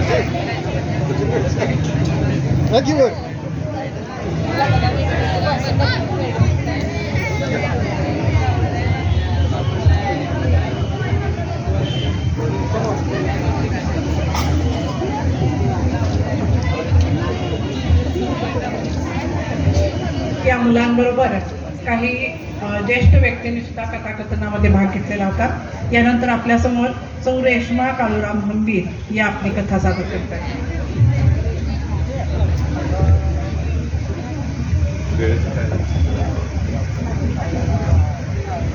नमस्कार, मी रेश्मा काळूराम हंबीर आपणासमोर एक स्वलिखित कथा सादर करते. कथेचं शीर्षक आहे स्वीकार. काय जज साहेब, अहो काय बोलताय तुम्ही? तुम्ही मला त्यांच्याकडे जायला सांगताय ज्यांनी मला जन्म दिला आणि सोडलं, अगदी कायमसाठी सोडलं. तुम्ही मला त्यांच्याकडे जायला सांगताय? दारी पडलेल्या एका वर्षभराच्या लेकराला गरीब स्त्रीनं छातीशी कवटाळावं, हे गोष्टीतलं खरं माझ्या बाबतीत प्रत्यक्षात घडत होतं. माझ्या बालपणाचं रोपटं त्या गरीब काकूंच्या घरी आकारत होतं. 18 विश्व दारिद्र्यानं गांजलेल्या त्या गरीब काकूंनी एके दिवशी उरावर दगड ठेवला आणि नवऱ्याला म्हणाली, अहो ऐकलं का? मी राधीबाबत काहीतरी ठरवलंय. काय ठरवलंय तू? मी तिला आश्रमात ठेवणार. काय? अगं काय बोलतेस तू? हे पदरी मुलबाळ नाही म्हणून देवानं दिलेला प्रसाद समजतेस ना तू तिला? मग देवानं दिलेलं हातानं असं मातीत का काढायचं? अहो मला का ते कळत नाही. पण आपली ही गरिबी, आपण दोघंही दिवस रात्र पोटाच्या मागं पळतोय. आज राधी 10 वर्षांची झाली तरीही तिला अंगभर कापडं आणि पोटभर जेवण मिळेना झाले. आणि आजूबाजूच्या डोंकावळ्यांच्या नजरा. उद्या काही बाई झालं तर? नाही, माझं ठरलं, मी तिला आश्रमात ठेवणार. झालं. राधा आश्रमात आली. सकाळी उठावं, नामस्मरण करावं, सेवा करावी, कृष्ण भक्तीत तल्लीन व्हावं, हा एखाद्या साध्वीप्रमाणे 10 वर्षांच्या राधाचा दिनक्रम सुरू होता. राधा आश्रमात रुळली. कृष्णाच्या गवळणी ऐकताना तिला वाटे आपण राधा व्हावं. मीरेची उत्कट भक्ती पाहिली की तिला वाटे मीरा व्हावं. आश्रमातल्या ताई दादांनी तिला काकूंची उणीव भासू दिली नाही. एखाद्या रस्त्यानं चालत जावं, तो रस्ता आपलासा हवासा वाटत जावा आणि अचानक कुणीतरी त्या रस्त्यावरून उचलून अनोळखी रस्त्यावर ठेवावं. तसं झालं. एके दिवशी आश्रमाच्या दादांना नोटीस आली, कोर्टाची नोटीस आली. मला जन्म दिलेल्या त्या बाईला माझी आई व्हायचं होतं अन माझ्या जन्मदात्याला बाप असण्याचं कर्तव्य पार पाडायचं होतं. म्हणून त्यांनी कोर्टाकडून मला मागितलं होतं. केस उभी राहिली, तारखा पडल्या अन आज तुम्ही फरमावलं, राधा जा, तुला जन्म देणाऱ्या तुझ्या अम्मीजांकडे जा, तुझ्या अब्बूजांकडे जा, कृष्णाकडून अल्लाकडे जा, राधाकडून फरीनकडे जा. राधा, तू फरीन हो. पण काळजी करू नका जज साहेब, मी सारं स्वीकारेन, अगदी अबोलपणे स्वीकारेन. मी कसलीही तक्रार करणार नाही. जन्मदात्याकडे मायेची तक्रार, समाजाकडे मानसिक कुचंबनेची तक्रार, संविधानाकडे हक्काची तक्रार आणि तुमच्याकडे न्यायाची तक्रार. मी कसलीही तक्रार करणार नाही. मी सारं स्वीकारेन, अबोलपणे स्वीकारेन. धन्यवाद. आपल्या पुढे मी कथा सादर करतोय. ही कथा मी स्वतः लिहिलेली आहे, पण हा माझा स्वतःचा अनुभव नाही. ही कथा पूर्णपणे काल्पनिक आहे, हे मी आधीच सांगतो. तर कथेचं शीर्षक आहे प्रेम लई भारी भावा. प्रेम लई भारी भावा. तिला पहिल्यांदा कॉलेजमध्ये पाहिलं आणि माझ्या हृदयाच्या तुणतुण्याची तार तुण तुण तुण अशी वाजायला लागली. गोरे गोरे गाल, गुलाबी ओठ आणि तिची अदा यामुळे माझा अगदी देवदास होऊन गेला होता. आणि या देवदासला त्याची पारो मिळालीच पाहिजे असं माझे मित्र रमेश आणि सुरेश यांना वाटत होतं. त्यामुळे त्यांनी प्लॅन करायला सुरुवात केली. पहिल्यांदा त्यांनी तिची माहिती काढली. ती रोज कुठे जाते, काय करते. ती रोज सकाळी बंटी आणि बबली या जिममध्ये जाऊन व्यायाम करते, मेडिटेशन करते, हे त्यांनी जाणून घेतलं आणि त्यांनी प्लॅन बनवला. ते माझ्याकडे आले आणि मला म्हणाले, आपण आता एक प्लॅन बनवूया, तू पण आणि मी पण, आपण दोघांनी सगळ्यांनी जिम जॉईन करायची. मग आम्ही जिम जॉईन केली. 1 महिना टाइमपास केला, म्हणजे योगा मेडिटेशन आपलं करत करत आमचं दुसरंच काम चाललं होतं. त्यानंतर त्यांनी एक प्लॅन बनवला. ते म्हणाले, आता तू जायचं तिथं, तू 100 किलोचं वजन उचलायचं आणि आवाज करायचा, म्हणजे ती तुझ्याकडे पाहिल आणि मग ती इम्प्रेस होईल. मी आत्ताच्या माझ्या देहष्टीकडे जाऊ नका, तेव्हा मी अगदी पाप्याचं पितर होतो. तर तेव्हा मी त्यांना म्हणलं, अरे माझ्या या बेडक्या आहेत नाही, बेडक्याची पिल्लं आहेत आणि छाती फुगवून फुगवून सुद्धा 26 इंच होत नाही. मी काय 10 किलो उचलू शकत नाही, 100 किलो काय उचलणार आहे. ते म्हणले, आम्ही मित्र आहोत तुझे, आम्ही प्लॅन करतोय. ती जी खरी वजनं आहेत 50-50 किलोची, त्याच्या जागी थर्माकोलची त्याच आकाराची आणि त्याच रंगाची वजनं आम्ही ठेवणार. तू फक्त जाऊन तिथं उचलायचा तो रॉड बेंच प्रेसवर बसून आणि जोरजोरात आवाज करायचा, म्हणजे ती तुझ्याकडे पाहिल आणि इम्प्रेस होईल. मग झालं तुमचं काम, मग देवदासला मिळेलच पारो. मी म्हणलं बरं. अशा तऱ्हेने रात्री त्यांनी काय केलं, ती कशी तरी करून जिमची चावी मिळवली आणि ठरल्याप्रमाणे प्लॅनप्रमाणे त्यांनी थर्माकोलची वजनं लावून ठेवली. सकाळी सकाळी नेहमीप्रमाणे आम्ही एकमेकांना उठवलं, अरे उठ उठ, अरे उठ उठ, ती चालली बघ. तिच्या मागे हळूहळू पोचलो. त्याच्यानंतर तिचा सुरू झाला व्यायाम, योगा, मेडिटेशन. आमचं पण मेडिटेशन चाललं होतं. अर्ध मेडिटेशन, अर्ध म्हणजे कसं, एक डोळा असा एक डोळा तसा. तिचं पूर्ण मेडिटेशन, आमचं अर्ध मेडिटेशन. काय करते काय करते काय करते. त्याच्यानंतर मग तिनं जेव्हा योगा सुरू केलं तेव्हा मी असं छाती पुढे काढून बेंच प्रेसवर जाऊन झोपलो आणि वजन उचलायला म्हणून सुरुवात केली.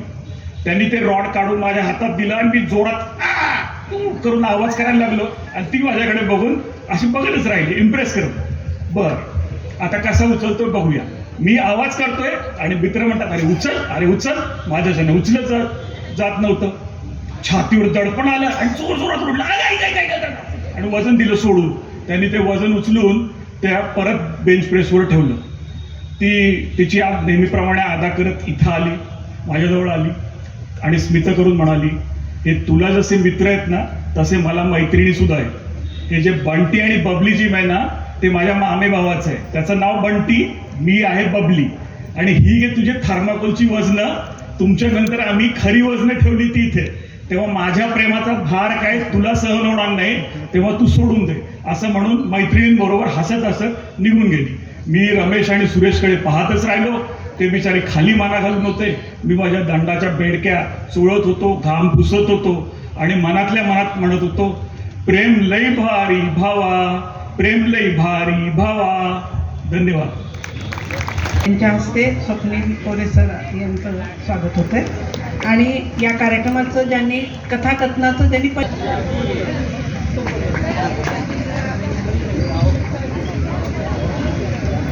दरवर्षी आपण ही ग्रंथ महोत्सवाचे कार्याध्यक्ष चिटणीस सर, अध्यक्ष उपाध्यक्ष लांडगे सर आणि संचालिका सुनीता कदम मॅडम, त्याच पद्धतीनं कोंदळेकर सर आणि आत्ता आलेले मोरे सर, त्या सर्वांना अभिवादन करतो. त्या पद्धतीनंच तुम्ही समोर बसलेल्या सर्वांना अभिवादन करतो.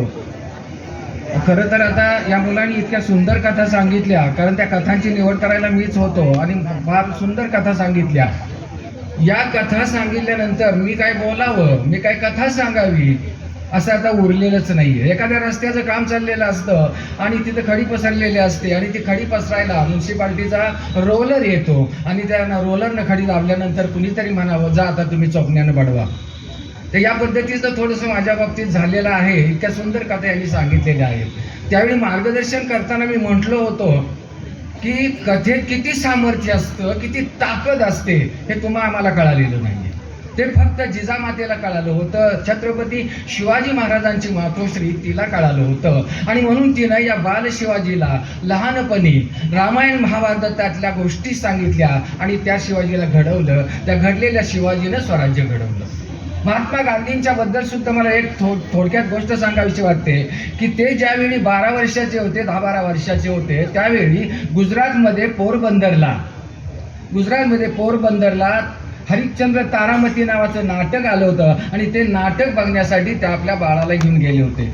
महात्मा गांधींनी त्यावेळी वयाच्या 10व्या-12व्या वर्षी ते नाटक पाहिलं आणि त्या नाटक पाहिल्यानंतर त्यांच्या मनावर जो परिणाम झाला ते तिथपासून त्यांनी सत्याचे प्रयोग करायला सुरुवात केली. आणि या सत्याचे प्रयोग करत असतानाच आपला देश पारतंत्र्यात असताना स्वातंत्र्य मिळवून देण्यात सुद्धा त्या कथेचं, त्या नाटकाचा मोठा सहभाग आहे असं ते स्वतःच्या आत्मचरित्रात म्हणतात. हे जे कथेचं सामर्थ्य आहे ज्या 2 माणसाला कळालं, मला सुद्धा परवा कळालं. कथेत फार मोठी ताकद असते. चिटणीस सरांनी किंवा आणखीन ग्रंथ महोत्सवातल्या माणसं हा जो एक उपक्रम चालू केला आहे ना, तो फार मोठा उपक्रम आहे. पण सध्या काय आहे की रिमोट कंट्रोल हातात असल्यामुळं तुमची करमणूक करायला फार मोठ्या गोष्टी इथं आहेत. त्यामुळं वाचन संस्कृती उडत चालली आहे आणि काय करमणूक करून घ्यावी हे तुम्हाला कळेनासं झालेलं आहे. कालिदासांनी एका ठिकाणी म्हटलंय की साहित्य रसात्मक काव्य आहे. साहित्य म्हणजे तरी काय की नवरसांनी भरलेलं काव्य म्हणजे साहित्य. नवरस आहेत त्याच्यात, शांती असेल, बिभत्स असेल, शौर्य असेल वगैरे वगैरे, हा रसानं भरलेलं. पण तिथंपासून बाजूला गेलो तर आपण कथेचं सामर्थ्य सुद्धा तेवढंच आहे. त्या कथेतून सुद्धा बऱ्याचशा गोष्टी आपल्याला मिळतात आणि म्हणून या कथा ऐकत राहाव्यात किंवा सांगत राहाव्यात असं थोडंसं वाटत राहतं. आणि या पद्धतीनं थोडंसं कथेच्या बाबतीत मी माझ्या कथेतून आणखी तुम्हाला थोडंसं मार्गदर्शन करेनच. पण या गोष्टीसुद्धा महत्त्वपूर्ण असतात की लहानपणी आम्हाला आमची आजी खळ्यावर गोष्टी सांगायची. त्या गोष्टी इतक्या शांतपणाने आम्ही ऐकत बसायचो ना की त्यावेळी आम्हाला करमणूक एवढीच होती. आणि या कथांचं आज पुनरावलोकन करण्याचा किंवा त्या कथांच्या माध्यमातून तुमच्यापर्यंत पोहोचवण्याचा त्यांनी बराचसा चांगला प्रयत्न केला आहे. त्या मुलांच्या कथेतून तुम्हा सर्वांना या गोष्टी घडलेल्या आहेत, दिसलेल्या आहेत. तुम्हाला कथा केव्हापासून आठवते एवढं जर आपण विचार केला बारकाईनं तर तुम्हाला सांगतो मी, मुलीनो तुमच्यासाठीच चाललंय बरं का, तुम्ही आपापसात नका, इकडे लक्ष द्या. ह्या कथा केव्हापासून आपल्याला आवडतात? ज्यावेळी आपण अगदी लहान असतो. किती लहान असतो की आपण नुसतं बसायला शिकलेलो असतो आणि बसण्याबरोबर रुसायलाही शिकलेलो असतो. आपण का रुसतो नाही आपल्या आईला सुद्धा कळत नाहीये. का रुसतो कुणास ठाऊक. आई दूध भाताची वाटी घेऊन येते आणि बाळाला मध्ये बाळा खा ना, त्याला भूक लागलेली असते त्यामुळे ते खा ना. ते पोरं करून काटकोनात येतं. पुन्हा आई तिकडे येते, दूध भाताची वाटी घेते आणि बाळा खा ना. पुन्हा ते सरळ कोणात येतं करून शनी. आईला कळत नाहीये की या बाळाला मी आता कशा पद्धतीने भरवू. आणि मग तिला एक छोटीशी युक्ती सुचते, बाळा तुला एक गोष्ट सांगू. केलेल्या तोंडात पटकन आई दूध भाताचा घास घालते आणि मग आई गोष्ट सांगायला सुरुवात करते. बाळा एक होता काऊ, एक होती चिऊ. काऊचं घर होतं मेनाचं, चिऊचं होतं काऊचं होतं शेणाच. आ करत बाळ करत राहतं आणि आई घास भरवत राहते. आईची गोष्ट संपते आणि बाळाचंही पोट भरतं. अशा पद्धतीनं आईचा मोठा प्रश्न ह्या कथेनं सोडवलेला असतो, गोष्टीनं सोडवलेला असतो. एवढंच मी तुम्हाला सांगतो आणि थांबतो. धन्यवाद. मला उशीर झाला त्याबद्दल सर्वप्रथम मी दिलगिरी व्यक्त करतो. सातारकडे येणाऱ्या सगळ्याच गाड्यांना उशीर होतो, मग प्रचंड गर्दी होती. आणि अर्थातच ती गर्दी स्वाभाविक आहे. याचं कारण सातारमध्ये अतिशय नावाजला गेलेला असा उपक्रम ग्रंथ महोत्सवाचा आजपासून सुरुवात झालेला आहे आणि त्याचं सर्व श्रेय श्री शिरीष चिटणीस यांना आहे. समर्थपणे या महोत्सवाच्या कार्यवाह पदाची धुरा गेली अनेक वर्ष शिरीष चिटणीस सर सांभाळत आहेत आणि आता मी आल्यानंतर पाहिलं मग आपला प्रचंड गर्दी. सरांना विचारलं चिटणीस सरांना आता की किती शाळांमधली मुलं आलेली आहेत. संपूर्ण मंडप मुलांनी भरलेला आहे आणि हा प्रतिसादच तुमच्या धडपडीची तुमच्या कार्याची पावती आहे असं मला या ठिकाणी नमूद करावं असं वाटतं.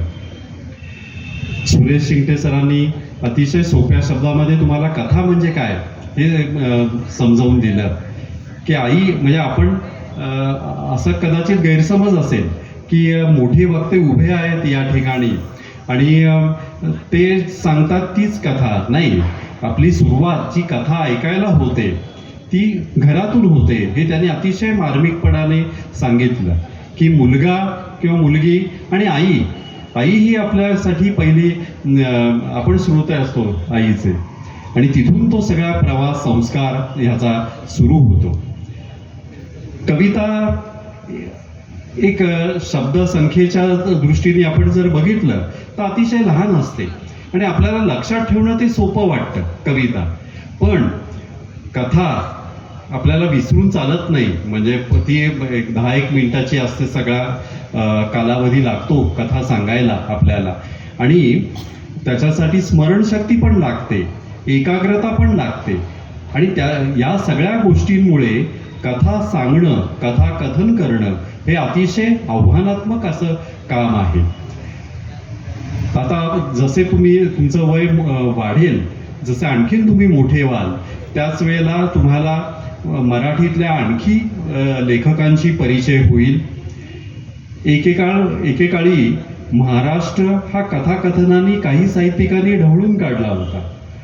विशेषतः द.मा. मिरासदार हे विनोदी साहित्यकार, शंकर पाटील हे ग्रामीण बाजाच्या साहित्य लिहिणारे मोठे चित्रपट लेखक कथाकार आणि त्याचबरोबर व्यंकटेश माडगुळकर की ज्यांची जन्मभूमी ही साताऱ्याचीच आहे. हे आणि गदिमांच्या बद्दल तर सांगायला नको पण ते कथाकार म्हणून व्यंकटेश माडगुळकर अधिक लोकांसमोर आले आणि हे सगळे सातारचे आहेत हे तुम्ही लक्षात ठेवा. व्यंकटेश माडगुळकर की ज्यांनी इथे सगळं बालपण झालं माणदेशामध्ये साताऱ्याच्या भूमीमध्ये आणि नंतर संपूर्ण महाराष्ट्र गाजवला. अनेक गाजलेले चित्रपट हे व्यंकटेश माडगुळकर यांच्या लेखणीमधून झालेले आहेत. वेगवेगळ्या रूपामध्ये आपण बघतो की जसं आता शिंगटे सरांनी सांगितलं की छत्रपती शिवरायांना जिजाऊंनी घडवलं. ते कसं? ते ऐतिहासिक पुरुषांच्या प्रेरक कथा सांगून त्यांच्यावर संस्कार केले. त्यांच्या जीवनाला एक उज्ज्वल अशी दिशा दिली आणि संपूर्ण भारताचं भाग्य या छत्रपती शिवरायांच्या कर्तृत्वाने बदललं. आणि तीच परंपरा म्हणजे काय एक वेगवेगळ्या प्रकारात आपण म्हणतो की आपण देवळात जातो प्रवचनं करतात पण ती प्रवचनकार पण कथा सांगत असतात एका अर्थाने. श्रोते कोण हा सगळा महत्त्वाचा खरा भाग असतो. ज्या वेळेला तरुण श्रोत्यांमध्ये असतात, ज्या वेळेला तुमच्यासारखे वयाचे उत्साही विद्यार्थी समोर असतात त्याच वेळेला त्या कथाकथनाला किंवा काही सांगण्याला अधिक अर्थ निर्माण होतो. कारण तुम्ही संस्कार ते घेत असता, तुम्हाला शिकत पुढे जात असता. त्याचबरोबर मी एकच फक्त सांगेन तुम्हाला की कितीही तुम्ही मोठे झालात, किती प्रभावी कला आली. आता पहिली तुमचीच निवड जी केलेली आहे ती शिंगटे सर, कदम मॅडम किंवा या सगळ्या सहकार्यांनी केलेली आहे. ती चाळणीतनं तुम्ही पुढे आलेला आहात. त्यामुळे तुमच्यात वेगळेपण ते आहेच आहे, फक्त ते आणखीन तुम्हाला जोपासायचं आहे, हे विसरायचं नाही. त्याचबरोबर सरांनी आता एक वाक्य असं म्हटलं की कथन म्हणजे काय हे मी काल परवा शिकलो. आता सर ज्येष्ठ आहे, किती वर्ष अतिशय प्रभावीपणे ते कथाकथन करतायत, पण तरी सुद्धा त्यांनी विनम्रता सोडलेली नाही. कायम विद्यार्थी आपण आहोत ही भूमिका जेव्हा तुम्ही ठेवाल, ज्यावेळेला शिक्षण पूर्ण होईल, महाविद्यालयीन शिक्षण, पदवी, आणि तुम्ही कथा किंवा असं काही साहित्य प्रकार लोकांपुढे जाल, त्यावेळेला ही शिकण्याची वृत्ती आपल्याला बदलायची नाही. कायम विद्यार्थी या भूमिकेतच राहायचंय, तरच आपण अधिकाधिक आपलं व्यक्तिमत्व समृद्ध करू शकू असं मला वाटतं. या ठिकाणी अतिशय जिव्हाळ्याने मला शिरीष चिटणीस साहेबांनी बोलवलं, त्यांच्याबद्दल मी अतिशय कृतज्ञता व्यक्त करतो.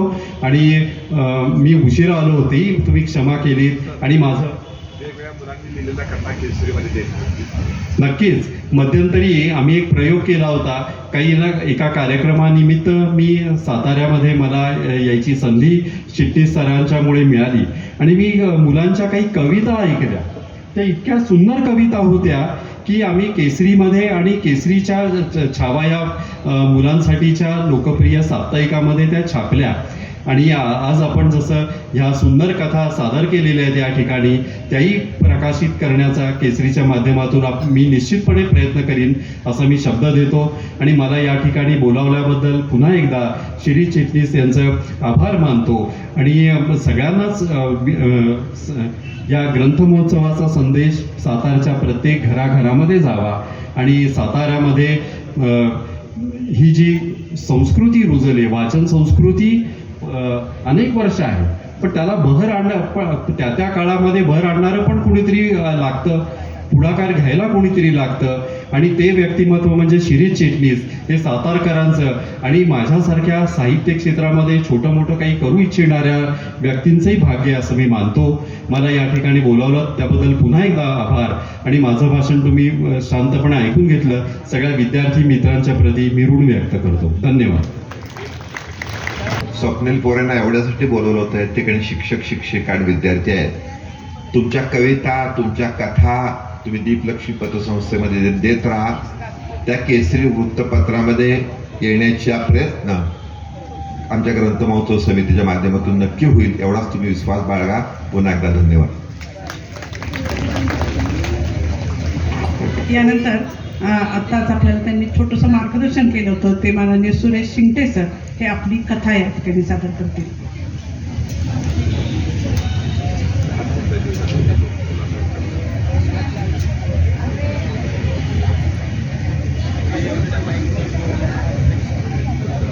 पुन्हा एकदा व्यासपीठावरील मान्यवरांचं आणि तुम्हा मान्यवरांचं सुद्धा अभिवादन करतो आणि थोडं कथेला सुरुवात करतो. कथाकथन करायला मला जे प्रोत्साहन मिळालं ते प्रोत्साहन इथं बसणाऱ्या शिरीष चिटणीसांच्यामुळे मिळाले. त्याचं कारण असं होतं की जसं तुम्हाला मुलांना आत्ता कथाकथनाला बोलावून त्यांनी नंबर काढून किंवा तुमच्या चांगल्या कथांचं इथं ऐकवण केलं, त्याच पद्धतीनं शिक्षकांच्यासाठी कथा स्पर्धांचं नियोजन त्यांनी नागेवाडीच्या हायस्कूलमध्ये केलं होतं. आणि त्या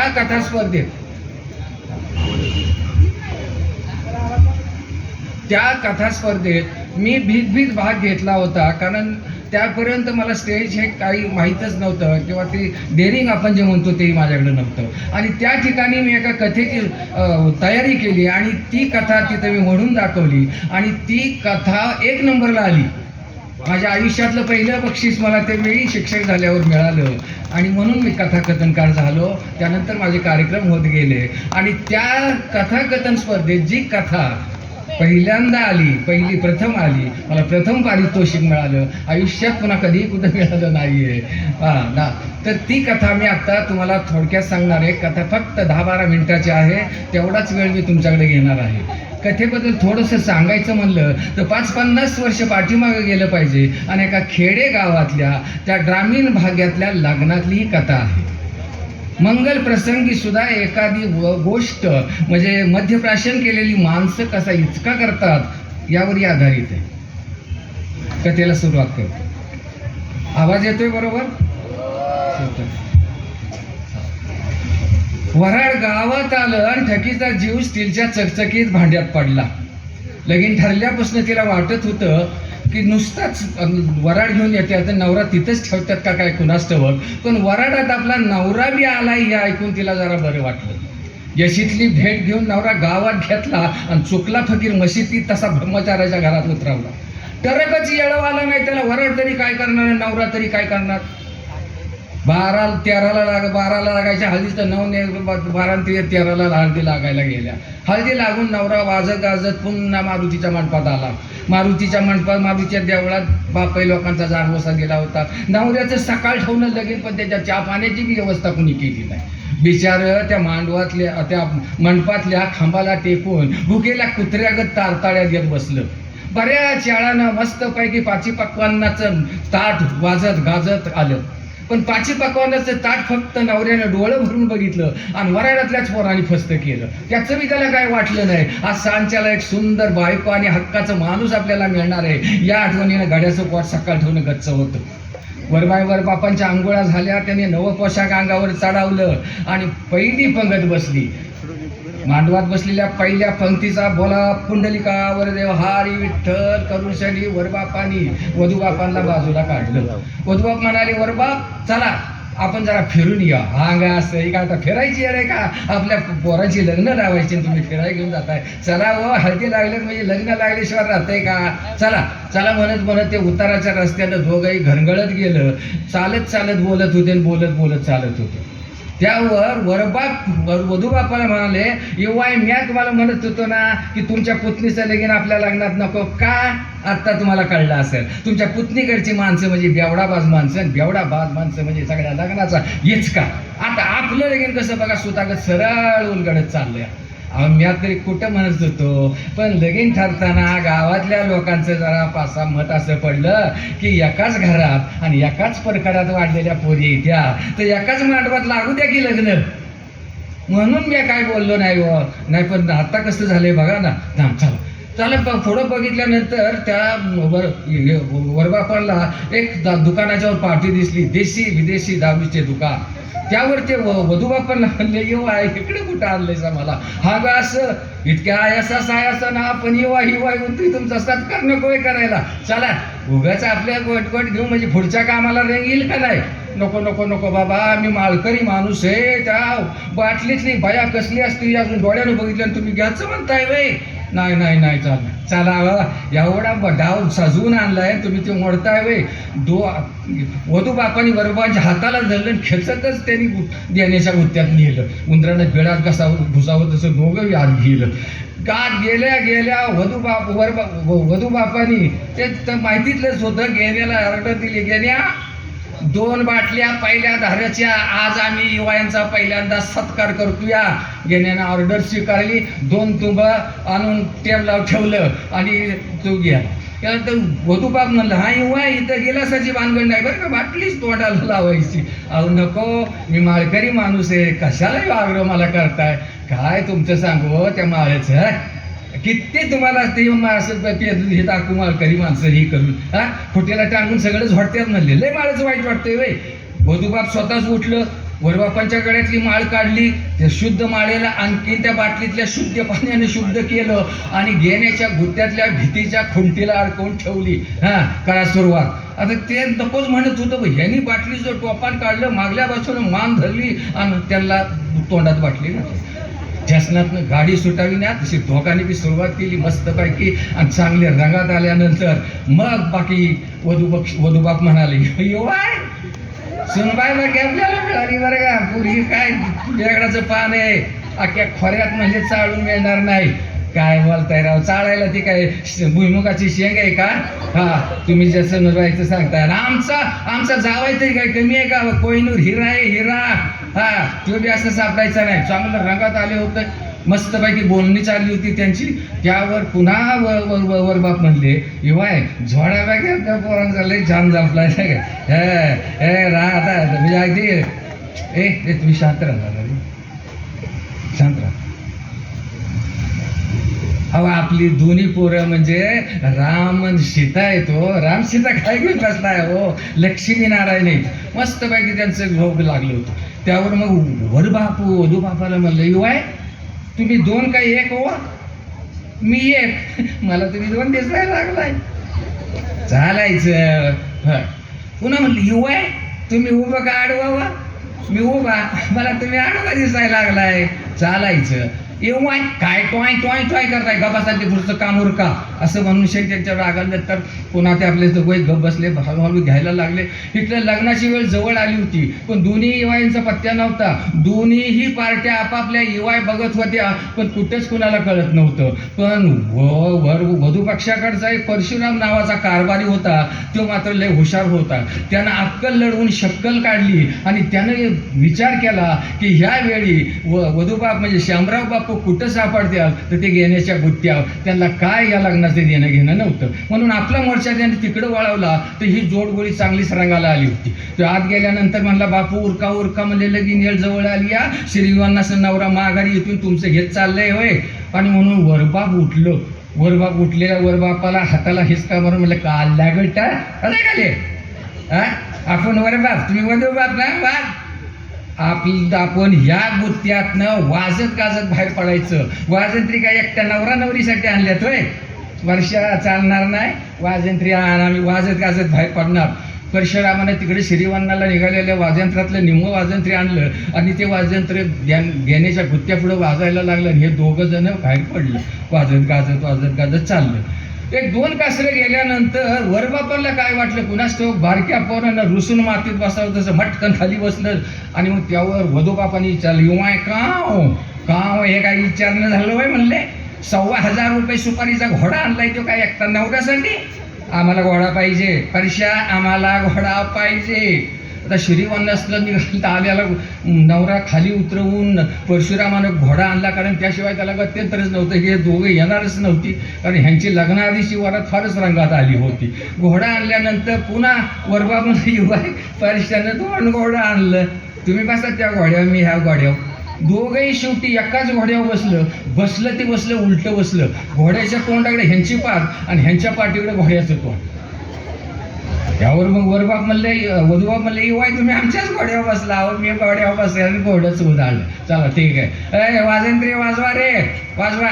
वाजंत्र्याने आपलं वाजवायला सुरुवात केली. पिली लिली ढुबाक तुपाक, पिली लिली ढुबाक तुपाक चालली वरात चालल्यानंतर थोडा वेळ गेल्यानंतर काय झालं कुणास ठाऊक, त्या घोडवाल्याला ते म्हटले की घोडं नाचव ना. आता त्या घोडावाल्यानं घोडं नाचवायचं कसं, ही 2 गाढवं वरावर बसले, त्या घोड्यानं तरी नाचायचं कसं. घोडं नाचना म्हणून त्यांनी कुसाटीत अशा लाटा मारायला सुरुवात केली होती आणि घोडं काय नाचू शकत नव्हतं. ह्यांच्या लग्नाआधीची वरात बघा, अगदी सडक त्या रस्त्यानं माणसं होती. मारुतीच्या चौकात तर ही तोबा गर्दी होती आणि घोडं कसं तरी गेले. त्या चौकात आल्यानंतर त्याने ही करून जी मोठं दोन्ही पाय वर केलं, तसं दोन्ही वाईट डगार ढासळल्याचं काय मागं आलं. तुम्हीच बघ्या लोकांनी त्यांना उठवलं, त्यांची कपडे पुसली आणि मग तिला आणि त्याच्यावर मग वधूबावर पाहून वाय तुझा घोडा बेकार का आवड नाचाना बिन आपल्या पाडलं. मग आता आपण नाचायचं. वाजंत्री वाजवा रे. वाजंत्री वाजवायला लागले. हे दोघं अंगात हिर आले नाचायला लागले. नाचत गेल्यानंतर पुढे गेल्यानंतर मांडवात गेल्यानंतर सगळ्या बाजूनं 12 वाजायला आले होते. बामन दोघं नवरा बायकोला घेऊन अंतरपाट जवळ भरून बसला होता. त्यानं ही जोडगोळी येताच विचारणं झाले की गाईला वासरू सोडले. कुणीतरी कोपऱ्यातनं म्हणलं, वासरानं सगळं दूध पिले. बरं मंडळी लग्न लावाय परवानगी नाही. वरबापांचा आवाज अगदी खडकाट सुरून फुटावा तसा फुटला आणि ते येवायला म्हणले, येवाय तुम्ही मला पाजून फुलवून फिरवून मस्तपैकी तुम्ही ह्या लग्न कसं लावलंय का. मला 2 नवरे आणि 2 नवरे दिसतात. तुम्ही तुमच्या पुतणीचं लगीन इथंच लावताय ना. आणि आय म्हणली एकच आहे, व्हा पुढून बघा. आणि मग ते बघायला गेले आणि बघतात तर काय एकच नवरा एक नवरी म्हणताना ते परत आले आणि लग्न लावाय परवानगी दिली. लग्न लागलं. इकडच्या तिकडं सगळी मंडळी फुटली. परशुराम दोघांच्या जवळ आला. येवाय तुमची अजून येवाय भेट बी झाली नाही, तुम्ही जेवला बी नाही. जेव की रे मागणं, जेवायचं काय एवढं, जेवतो आम्ही हा, पण येवाय भेटायचं काय. येवाय परशा म्हणते भेट नाही, भेटू की. तिथंच ताटपदी दोघांनी एकमेकांना मिठ्या मारल्या आणि कालांडलं. दोघं बी चांगल्या बसतपैकी तिथंच कालांडलं आणि त्यांनी आपल्या घोरण्याचं पोहणं चालू केलं. इनीने आपापल्या युवायांच्या अंगावर आणून चादरा घातल्या आणि युवाय मात्र त्या कुठेतरी लगीन घरातनं जावळोबा निघाला होता आणि जानवस घरातनं अशाच पद्धतीचं काहीतरी वाजत गाजत निघालं होतं आणि या दोघांचं पोंगणं मात्र त्या वाजंत्र्याला साथ देत होतं आणि आमच्या वरबापांची माळमत्र गेण्याच्या गुत्त्या खुंटीला फाशीला लटकल्यासारखी लटकत होती आणि वाजंती मात्र आपल्याच तालात वाजत होतं. पिली लिली ढोबाक टोपाक, पिली लिली ढोबाक टोपाक, पिली लिली ढोबाक टोपाक. सर, लेखक आणि त्यांचं कथाकथन या दोन्हीचंही सुंदर दर्शन आपल्याला घडलं. या सुंदर कार्यक्रमाच्या समारोपाला मी विनंती करते ग्रंथ महोत्सवाचे उपाध्यक्ष लांडगे सर यांना मनोगत आणि आभार व्यक्त करण्यासाठी.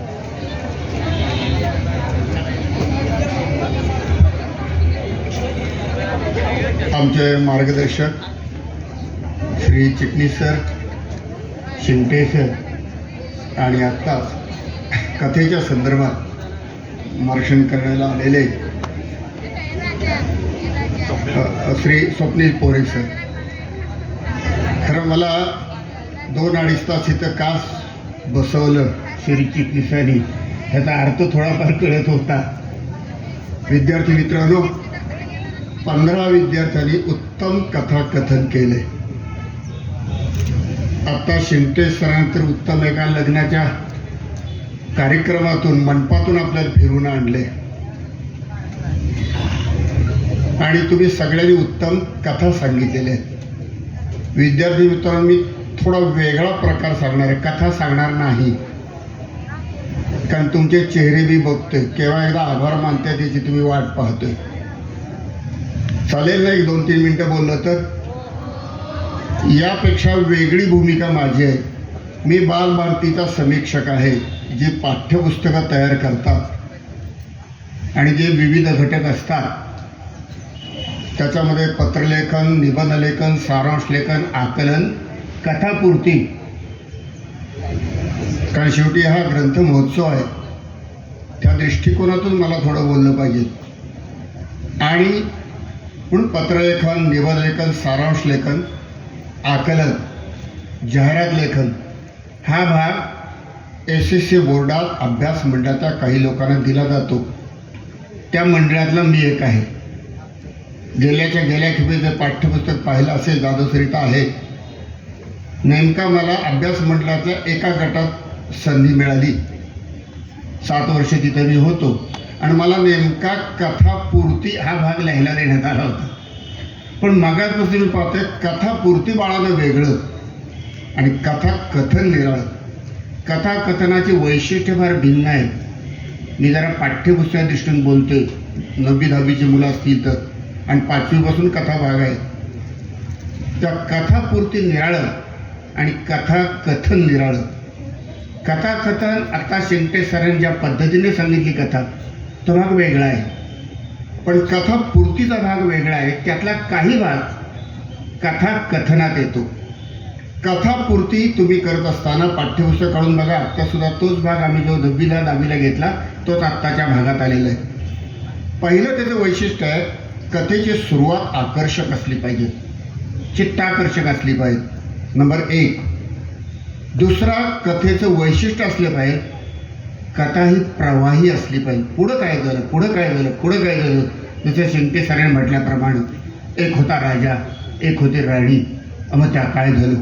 ते लहान पोरगं सुद्धा उठून मांडीवर बसतं, आता आजोबा आजी काय कथा सांगतात, ही उत्सुकता लागली पाहिजे. म्हणजे कथेचं दुसरं वैशिष्ट्य, कथा प्रवाही असली पाहिजे.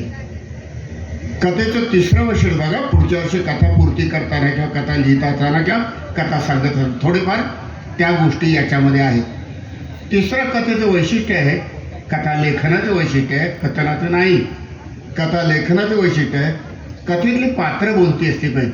मी सगळ्यांच्या कथा ऐकत होतो, म्हणजे कथा कथन, त्यात बहुतेक ऐतिहासिक कथा होत्या, त्या प्राण्यांच्या पशुपक्ष्यांच्या कथा नव्हत्या, म्हणजे गोष्टी नव्हत्या. त्या कथा पूर्ती निराळं, कथा लेखन निराळं. तर पशुपक्षी प्राणी सुद्धा त्या कथा लेखनात बोलतात. चौथं कथेचं वैशिष्ट्य, कथेचा शेवट आकर्षक असला पाहिजे, डोळ्यातून पाणी आलं पाहिजे, कधी कधी कथा सांगताना अश्रू आले पाहिजेत. किंवा कधी कधी इतकं हसायला होतं. याला कथेचा परिणाम म्हणतात आणि आम्ही बोर्डात लिहिले पाठ्यपुस्तकात शेवटचा महत्त्वाचा भाग आहे. कथापूर्तीतून कुठला तरी सामाजिक संदेश देता आला पाहिजे. मित्रांनो, अभ्यास मंडळात काम करताना सगळ्या गोष्टी आणि त्या पद्धतीनं तो भाग आला होता. 2 मिनिटात सांगू का? चालेल का? माझ्याकडे कथा लेखन करायला सांगितलं होतं आणि 9वीच्या पुस्तकात आहे. ते 10वीच्या पुस्तकात आहे. एक ग्रामीण भाग होता आणि एक मुलगा. बघा ही सगळी वैशिष्ट्ये त्या कथेत येत आहेत. कधी त्याला 5 पैकी 5, आता 6 गुण आहेत. आम्ही एक वाढवलाय गुण, आता अभ्यास मंडप असल्यामुळं वाढवलाय गुण. पूर्वी 5 होते, आता त्याला कथेला दुसरा भाग म्हणजे 1 मार्क जादा मुद्दाम दिला, कारण लेखनाचा प्रकार 80-20 पूर्वी 100 मार्कात होतं. तर एक ग्रामीण भाग होतं. कथा मला सांगितली लिहायला आणि मला ती कथा सांगून 12 शाळातून जाऊन त्या कथेचा काय परिणाम होतो याचं SSC बोर्डानं पुन्हा परीक्षण करून मला अहवाल सादर करायला सांगितलं होतं. ते मी कथा सांगितली. 2-3 मिनिटाची कथा आहे. कशी त्या मुलांनी कथा पूर्ण केली, तुम्ही कशी कथा सांगत होता, ही कथेचे वैशिष्ट्य त्यात येतात का बघा. ग्रामीण भाग असतो. एक मुलगा मामाच्या गावी येतो. मामाच्या गावी नदी असते. मुलाला वाटतं मामाचं काय लक्ष नाही, मामाला परवानगी काढायची नाही, काढायची काही गरज नाही, तर मी नदीत पोहायला जावं. कपडे काढतो, पोहायला लागतो, मध्यावर येतो, पुन्हा लक्षात येतं ठाव लागत नाही. ग्रामीण भागाच्या बाहेर ठाव लागत नाही म्हणजे पाणी खोल आहे का या त्याला ठाव लागत नाही. घाबरतो आणि त्याला वाटतं आता आपण बुडणार आणि म्हणून तो शब्द वापरतो, धावा धावा, वाचवा वाचवा. शेवटचं वाक्य मी त्या कथेत सांगितले, पाठ्यपुस्तकाच्या कथेत.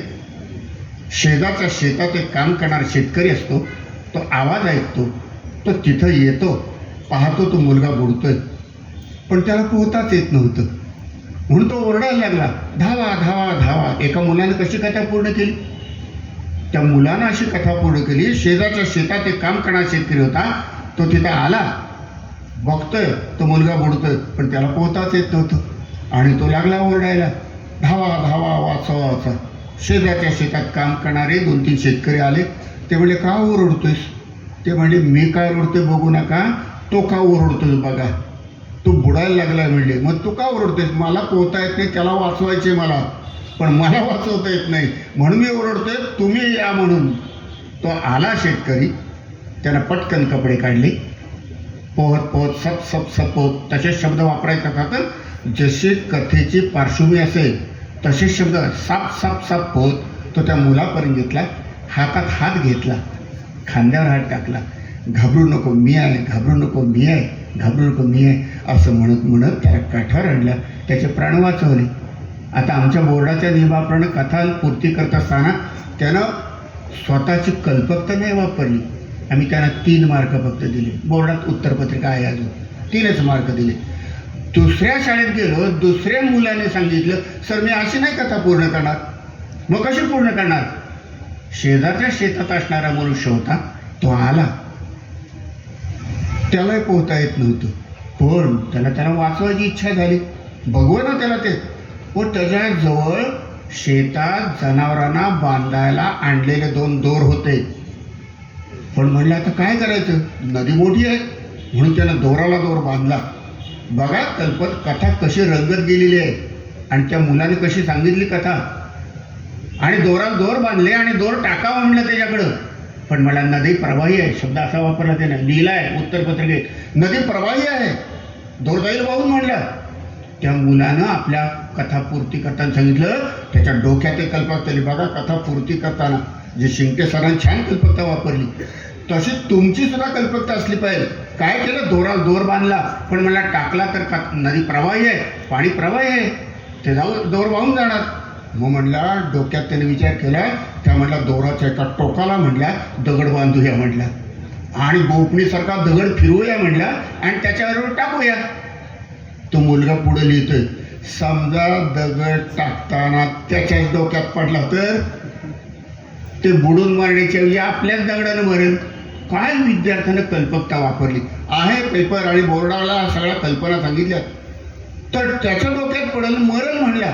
पण तो मुलगा पुढे लिहितोय कथा. मला परीक्षाच करायची होती सगळ्यांची. प्रयोगच करायचा होता मला. कारण ACC बोर्ड कोणताही नवीन अभ्यासक्रमातला प्रयोग करताना परीक्षा घेतात, प्रयोग करतात, माहिती घेतात, मग एखादा अभ्यासक्रमात तो भाग आम्ही आणतो. तर म्हणलं डोक्यात पडेल म्हणून त्यानं 10 फूट लांबच्या बाजूला तो दगड गोपडीवर टाकला. तो दगड म्हणजे त्याला बांधलेला दोर वाहत वाहत आला. त्यानं त्या दोराला धरलं आणि दोरा धरल्यानंतर ते मुलाला ओढत ओढत ओढत आणलं. त्याला टॉवेल आणून पुसलं आणि त्याला धीर दिला, प्राण वाचला. त्याला मी 3.5 मार्क दिले. मी बोर्डाने 3.5 मार्क. त्यानं कल्पकता वापरली. कथा पूर्ती करताना ही कल्पकता महत्त्वाची आहे. आणि शेवटच्या एका मुलीला मी विचारलं, ही कथा अशी कशी पूर्ण करणार? तर ती म्हणली, तशी नाही पूर्ण, मी जरा थोडीशी आत भर घालणार. बघा विद्यार्थींना किती कल्पक असतात. म्हणून आम्हाला हे सुद्धा प्रयोग करावे लागतात एखादा अभ्यासक्रमाचा भाग घेताना. जसं याने कथापूर्ती शिंदे सरांनी पोरे साहेबांनी छान संदर्भ सांगितले. तिसरी एक मुलगी आणि तिचं नाव मला वाटतं इंदलकर नावाची मुलगी होती. ती उभी राहिली, सर थांबा, तुमचा तास झालाय पण मला ही कथा वेगळ्या पद्धतीने पूर्ण करायची. ती मुलगी म्हणाली, त्या मुलाचे प्राण वाचले, पण ते ग्रामीण भाग तुम्ही म्हणाला त्याला मी अशी पुष्टी देणार, खेडेगाव ते होतं. आणि मग गावात एक बैलगाडी बोलवली. बैलगाडी ज्याचे प्राण वाचवले त्या मुलाला घातलं आणि ज्या शेतकऱ्याने प्राण वाचवले त्या शेतकऱ्याला खुर्च्यामध्ये बसवलं आणि सगळ्या गावातून मिरवणूक काढली. त्यातला एक हळूच विद्यार्थी म्हणाला, सर वरात काढली. चुकीचा शब्द आहे. आम्हाला बोर्डात डोळ्यात तेल घालून गोष्टी आणि शब्द जपून सांभाळायला लागतात. वरात केव्हा काढतात, मिरवणूक केव्हा काढतात, हा फरक आहे दोन्हीमध्ये. तुम्हाला अर्थात शिकवायला मी आलो नाही. तर ही कथा पूर्ती करताना तो म्हटला मिरवणूक काढली. म्हणलं त्यात काय एवढं, वेळ झाला आता कथापूर्ती. नाही म्हणजे ऐका ना, दोघांचा सत्कार करण्यात आला. आता कथेचं सूत्र होतं, कथेतून काहीतरी बोध देता आला पाहिजे. ती मुलगी काय म्हणाली मित्रांनो, ती मुलगी अशी म्हणाली, ते दोन्ही माणसं, तो मुलगा ज्या मामाच्या घरी आला होता त्या मामाचं घर त्याच गावात होतं आणि ज्या शेतकऱ्याने वाचवलं त्या शेतकऱ्याचं घरी त्याच गावात होतं. दोघांची घरं शेजारी शेजारी होती. पण त्या मुलीनं शब्दप्रयोग वापरला, तो वाक्प्रचार वापरला, मला सुद्धा आश्चर्य वाटलं. मी मराठी विषयात शिक्षक असून सुद्धा. ती मुलगी म्हणाली, त्या दोन्ही कुटुंबियातल्या नातेवाईकांचं जन्माचं हडवैर होतं आणि दोघांचा ते सत्कार झाला आणि तिथंच जन्माचं हडवैर संपलं. 5 पैकी 5 मार्क द्यावे लागले. वेगळेपणा तिनं सांगितला. कथा पूर्ती आणि कथा कथन हा दोन्हीतला फरक मी तुम्हाला सांगितला. तुम्ही कथा कथन केलेलं आहे पण त्यातली काही वैशिष्ट्य ही याच्यामध्ये यायला पाहिजे. मुलांनो, एकदा काय झालं, इथनंच सुरुवात व्हायला पाहिजे. एकदा काय झालं, उत्सुकता लागली पाहिजे. मुलं नाही विचारत काय झालं पुढं बोला असं नाही म्हणत, पण त्यानं उत्सुकता लागली पाहिजे. तेव्हा कथा पूर्तीची ACC बोर्डाची, मी अभ्यास मंडळ असल्यामुळे ही वैशिष्ट्य वेगळी आहे आणि कथाकथनाची गोष्टी वेगळी आहेत. पण त्यातल्या काही गोष्टी मात्र ती यायला पाहिजे ज्या दोघांनी छानपैकी सांगितल्या आहेत. ती सगळी वैशिष्ट्य कथाकथा आली. तेव्हा तुम्ही सगळ्यांनी छानपैकी कथाकथन केलेलं आहे. सरांनी छान कथा सांगितलेली आहे आणि आता पोरे साहेबांनी सुद्धा छानपैकी मार्क्षण केलेलं आहे. अर्थात ते पुण्याचेच आहे, अनुभव आहे, लेखक आहेत. सुनीताजी सुद्धा छानपैकी सूत्रसंचालन केले. आमच्या ग्रंथ महोत्सवात हे वैशिष्ट्य आहे. मुलांसाठी विद्यार्थ्यांसाठी खूप आम्ही गोष्टी करत असतो. आता उद्याच्याला काव्य गायनाचा कार्यक्रम आहे. आपण सगळेजण आलात, पालकही या कार्यक्रमासाठी आलेत, त्यांचे शिक्षकही इथं आलेले आहेत खूपसे. आपल्या मुलांचं कौतुक करण्यासाठी तुम्हा सगळ्यांचं पुन्हा आम्ही आमच्या ग्रंथ महोत्सव समितीने मनपूर्वक आभार मानतो. पाहुण्यांचे संध्याकाळी एक छान कार्यक्रम आपला आज आहे. बाप लेख म्हणजे पिता आणि तिची कन्या असं दोघांचा एक संवाद आहे छानपैकी. मी नंतर त्या कार्यक्रमाला बोलीन, त्यांची माहिती मी विचारलेली आहे. छान कार्यक्रम आहे आणि तो कार्यक्रम आपण ऐकायला सगळ्यांनी यावं. आणि एका कलाकाराची, एका कवीची आणि एका विविध सिरियलमध्ये काम करणाऱ्या, एका चांगल्या भूमिका करणाऱ्या त्या ज्या आहेत रुवेदी प्रधान, त्यांची सुद्धा भूमिका काय आहे हे ऐकायला आपण यावं. कार्यक्रम अतिशय चांगला आहे. सर्वांनी उपस्थित राहावं अशी पुन्हा एकदा सगळ्यांना आमच्या ग्रंथमहोत्सव समितीची मी विनंती करतो. थांबतो. जय हिंद, जय महाराष्ट्र, जय ग्रंथ महोत्सव. नवा शब्द.